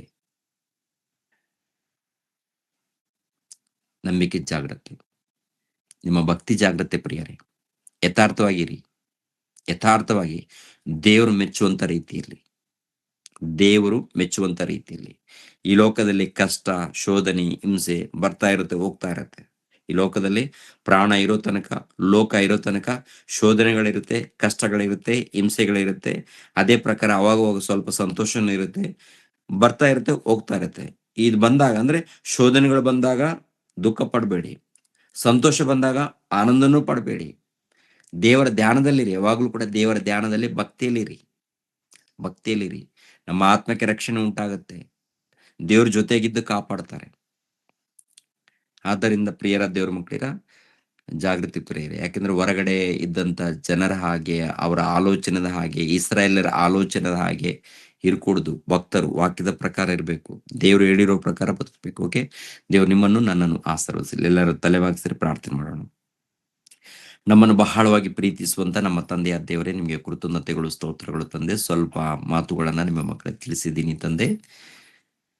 ಗೂಗಲ್ ಮೀಟ್ ಮೂಲಕ ಎಷ್ಟು ಮಂದಿ ನಿಮ್ಮ ಮಕ್ಕಳು ವಾಕ್ಯಗಳನ್ನು ಕೇಳಿದವರು ಎಲ್ಲರನ್ನು ಹೆಸರುಗಳಿಂದ ಆಶೀರ್ವದಿಸಿ ಕಾಪಾಡಿ. ಮುಖ್ಯವಾಗಿ ತಂದೆಯ ದೇವರೇ, ನಿಮ್ಮ ಮಗಳಾಗಿರುವಂತ ರೇಖಾರವ್ರಿಗೋಸ್ಕರ ಪ್ರಾರ್ಥಿಸ್ತಾ ಇದ್ದೀನಿ. ಅನಾರೋಗ್ಯದಲ್ಲಿದ್ದಾಗಲೂ ತಂದೆಯ ದೇವರೇ, ದೇಹ ಶರೀರ ಸಹಕಾರ ಮಾಡದೆ ಇದ್ದಾಗಲೂ ಕೂಡ ತಂದೆ, ನಿಮ್ಮ ಮಗಳು ಕಷ್ಟಪಡ್ತಾ ಇದ್ದಾಳೆ. ನಿಮಗೆ ಗೊತ್ತು ತಂದೆ. ಮಗಳನ್ನು ಮುಟ್ಟಿ ನಿಮ್ಮ ಮಗಳಲ್ಲಿರುವಂಥ ಬಲಹೀನತೆ ತೆಗೆದುಹಾಕಿ ಒಳ್ಳೆ ಆರೋಗ್ಯವನ್ನು ಕೊಡಿ. ಅದೇ ರೀತಿಯಲ್ಲಿ ದೀಕ್ಷಿತನ್ನು, ಅವರ ಮಕ್ಕಳನ್ನು ಕೂಡ ಆಶೀರ್ವದಿಸಿ ನಡೆಸಿ ಕಾಪಾಡಿ ಕನಿಕರಿಸಿ ತಂದೆ. ಅದೇ ರೀತಿಯಲ್ಲಿ ಪ್ರತಿನಿತ್ಯ ಸೇವಕರು ತಂದೆ, ನಿಮ್ಮ ವಾಕ್ಯಗಳನ್ನು ಸಾರುವಂತ ನಿಮ್ಮ ಮಕ್ಕಳಿದ್ದಾರೆ, ಎಲ್ಲರನ್ನೂ ಹೆಸರುಗಳಿಂದ ಆಶೀರ್ವದಿಸಿ ಕಾಪಾಡಿ ತಂದೆ. ಮಾನವಿ ಪಟ್ಟಣದಲ್ಲಿ ನಡೆಯುವಂಥ ಮೀಟಿಂಗ್ಗೋಸ್ಕರ ಪ್ರಾರ್ಥಿಸ್ತಾ ಇದ್ವಿ. ಅಲ್ಲಿ ಅನೇಕರು ನಿಮ್ಮ ವಾಕ್ಯಗಳನ್ನು ತಿಳ್ಕೊಳ್ಳುವಂತೆ ಸಹಾಯ ಮಾಡಿ, ಅದ್ಭುತವಾಗಿ ನಡೆಯುವಂತೆ ಸಹಾಯ ಮಾಡಿ. ಆರ್ಥಿಕ ಸಹಾಯ ಆಗಿರ್ಬೋದು, ಇಲ್ಲ ಕೆಲಸ ಆಗಿರ್ಬೋದು, ಏನಿದೆಯೋ ತಂದೆ, ನಿಮ್ಮ ಮಗನಿಗೆ, ನಿಮ್ಮ ಸೇವಕನಾಗಿರುವಂಥ ಇಮ್ಮಾನುವೇಲ್ರವರಿಗೆ ಸಹಾಯ ಮಾಡಿ ನಡೆಸಿ ತಂದೆ. ಅದೇ ರೀತಿಯಲ್ಲಿ ಸಹಾಯ ಮಾಡಿ ತಂದೆ. ಅದೇ ರೀತಿಯಲ್ಲಿ ತಂದೆ, ಪ್ರತಿನಿತ್ಯ ವಾಕ್ಯಗಳನ್ನು ಕೊಡುವಂಥ ಮಕ್ಕಳಿಗೋಸ್ಕರ ಪ್ರಾರ್ಥಿಸ್ತಾ ಇದ್ದೀನಿ. ಅವರೆಲ್ಲರನ್ನೂ ಹೆಸರುಗಳಿಂದ ಆಶೀರ್ವದಿಸಿ ಕಾಪಾಡಿ, ಪ್ರತಿ ಕುಟುಂಬದಲ್ಲಿ ಸಮಾಧಾನ, ಸಂತೋಷವನ್ನು ದಯಪಾಲಿಸಿ. ಪ್ರತಿನಿತ್ಯ ಕೂಡ ತಂದೆಯ ದೇವರೇ, ಈ ಒಂದು ಗೂಗಲ್ ಮೀಟ್ ಮೂಲಕ ಎಲ್ಲರೂ ಸೇರುವಂತ ಕುಟುಂಬಗಳಿದ್ದಾರೆ ತಂದೆ. ಎಲ್ಲರನ್ನು ಕನಿಕರಿಸಿ ಇನ್ನು ಹೆಚ್ಚಾಗಿ ಆತ್ಮಿಕ ಜ್ಞಾನದಲ್ಲಿ, ನಿಮ್ಮ ಜ್ಞಾನದಲ್ಲಿ ಬೆಳೆಯುವಂತೆ ಸಹಾಯ ಮಾಡಿ. ಮಂಡ್ಯದಲ್ಲಿದ್ದಂಥ ನಿಮ್ಮ ಮಗಳಾಗಿರುವಂಥ ರಾಣಿರವ್ರಿಗೋಸ್ಕರ ಪ್ರಾರ್ಥಿಸ್ತಾ ಇದ್ದೀನಿ. ಅವರನ್ನು ಕ್ಷೇಮವಾಗಿ ಮನೆಗೆ ಕರೆತಂದದಕ್ಕಾಗಿ ನಿಮಗೆ ಸ್ತೋತ್ರಗಳು ತಂದೆ, ಕೃತಜ್ಞತೆಗಳು ತಂದೆ, ಸ್ತೋತ್ರಗಳು. ಮಗಳನ್ನು ಇನ್ನು ಒಳ್ಳೆ ಆರೋಗ್ಯದಲ್ಲಿರುವಂತೆ ಸಹಾಯ ಮಾಡಿ. ಅದೇ ರೀತಿಯಲ್ಲಿ ರಾಯಚೂರು ಪಟ್ಟಣದಲ್ಲಿದ್ದಂಥ ನಿಮ್ಮ ಮಗಳಾಗಿರುವಂಥ ಅನಸೂಯ ಮಗುಗೋಸ್ಕರ ಪ್ರಾರ್ಥಿಸ್ತಾ ಇದ್ದೀನಿ. ಆತನ ಹಾಗೆ ಕೊಟ್ಟಂತ ಮಕ್ಕಳಿಗೋಸ್ಕರ, ಕುಟುಂಬದಗೋಸ್ಕರನು ಪ್ರಾರ್ಥಿಸ್ತಾ ಇದ್ದೀನಿ. ಅವ್ರಿಗೆ ಬೇಕಾದಂಥ ಸಹಾಯವನ್ನು ದಯಪಾಲಿಸಿ. ಅದೇ ರೀತಿಯಲ್ಲಿ ತಂದೆಯ ದೇವರೇ, ನಿಮ್ಮ ಮಕ್ಕಳು, ಯುವಕರು, ಯುವತಿಯರು ಇದ್ದಾರೆ. ನಿನ್ನೆ ತಂದೆಯ ದೇವರೇ ರಿಸಲ್ಟ್ ಅನ್ನು ತಿಳಿಸಿದ್ದೀವಿ. ಇನ್ನು ಹೆಚ್ಚಾಗಿ ವಾಕ್ಯಗಳನ್ನು ಕಲ್ತ್ಕೊಂಡು, ವಿದ್ಯೆಯನ್ನು ಕಲ್ತುಕೊಂಡು ತಂದೆ, ನಿಮ್ಮ ಸೇವಕರಾಗಿ, ಉನ್ನತರಾಗಿ, ಭಕ್ತರಾಗಿ ಜೀವಿಸುವಂತೆ ಎಲ್ಲರನ್ನು ಕನಿಕರಿಸಿ ಕಾಪಾಡಿ ತಂದೆ. ತಂದೆಯ ದೇವರೇ, ಅದೇ ರೀತಿಯಲ್ಲಿ ಇನ್ನು ಯಾರಾದರೂ ಅನಾರೋಗ್ಯದಲ್ಲಿದ್ರೆ ಅವ್ರನ್ನ ಕನಿಕರಿಸಿ. ಅದೇ ರೀತಿಯಲ್ಲಿ ಅನಿಲ್ ಕುಮಾರ್ಗೋಸ್ಕರನು ಪ್ರಾರ್ಥಿಸ್ತಾ ಇದ್ದೀನಿ. ಕೋರ್ಮಂಗಳದಲ್ಲಿ ಅರ್ಚನೆಗೋಸ್ಕರನು ಆ ಮಗನನ್ನ ಮುಟ್ಟಿ ತಂದೆ, ಒಂದು ವೇಳೆ ಅನಾರೋಗ್ಯದಲ್ಲಿದ್ದರೆ ನೀವು ಕನಿಕರಿಸ್ಬೇಕಂತ ಹೇಳಿ ಕೇಳ್ಕೊಳ್ತಾ ಇದ್ದೀನಿ. ಸಹಾಯ ಮಾಡಿ ತಂದೆ. ಅದೇ ರೀತಿಯಲ್ಲಿ ಇನ್ನು ಯಾರಾದರೂ ಅನಾರೋಗ್ಯದಲ್ಲಿ ಬಾಧೆಯಲ್ಲಿದ್ದರೆ ಕನಿಕರಿಸಿ ಕಾಪಾಡಿ. ತಂದೆಯ ದೇವರೇ, ನಿಮ್ಮ ಮಕ್ಕಳಾಗಿರುವಂಥ ಚಿಕ್ಕ ಸಭೆಯಾಗಿ ಅಲ್ಲಲ್ಲಿ ಸೇರ್ತಾ ಇದ್ದಾರೆ. ಮಂಗಳೂರು ಪಟ್ಟಣದಲ್ಲಿ, ಹುಬ್ಬಳ್ಳಿಯಲ್ಲಿ, ಹಾಗೂ ಬಳ್ಳಾರಿಯಲ್ಲಿ, ರಾಯಚೂರಿನಲ್ಲಿ, ಇನ್ನು ಯಾದಗಿರಿ ಹಾಗೂ ಬೀದರ್ನಲ್ಲಿ, ಗುಲ್ಬರ್ಗದಲ್ಲಿ ತಂದೆ ಅಲ್ಲಲ್ಲಿ ನಿಮ್ಮ ಮಕ್ಕಳಿದ್ದಾರೆ. ಎಲ್ಲರನ್ನು ಕನಿಕರಿಸಿ ಕಾಪಾಡಿ ನಿಮ್ಮ ಜ್ಞಾನದಲ್ಲಿ ಭಕ್ತಿಯಲ್ಲಿ ನಡೆಯುವಂತೆ ಸಹಾಯ ಮಾಡಿ. ಯೇಸು ಪವಿತ್ರ ನಾಮದಲ್ಲಿ ಈ ಚಿಕ್ಕ ಪ್ರಾರ್ಥನೆಯನ್ನು ಕೇಳ್ತಾ ಇದ್ದೀನಪ್ಪ ತಂದೆಯೇ, ಆಮೇಲೆ. ನಮ್ಮ ತಂದೆಯಾದ ದೇವರ ಪ್ರೀತಿಯು, ನಮ್ಮ ರಕ್ಷಕನಾದ ಯೇಸು ಕ್ರಿಸ್ತರ ಕೃಪೆಯು, ಪವಿತ್ರಾತ್ಮರ ಅನ್ಯೋನ್ಯ ಸಹವಾಸವು ಸದಾಕಾಲ ದೇವರ ಜೊತೆಯಾಗಿದ್ದು ನಡೆಸಲಿ. ಆಮೇನ್. ಎಲ್ಲರಿಗೂ ವಂದನೆಗಳು.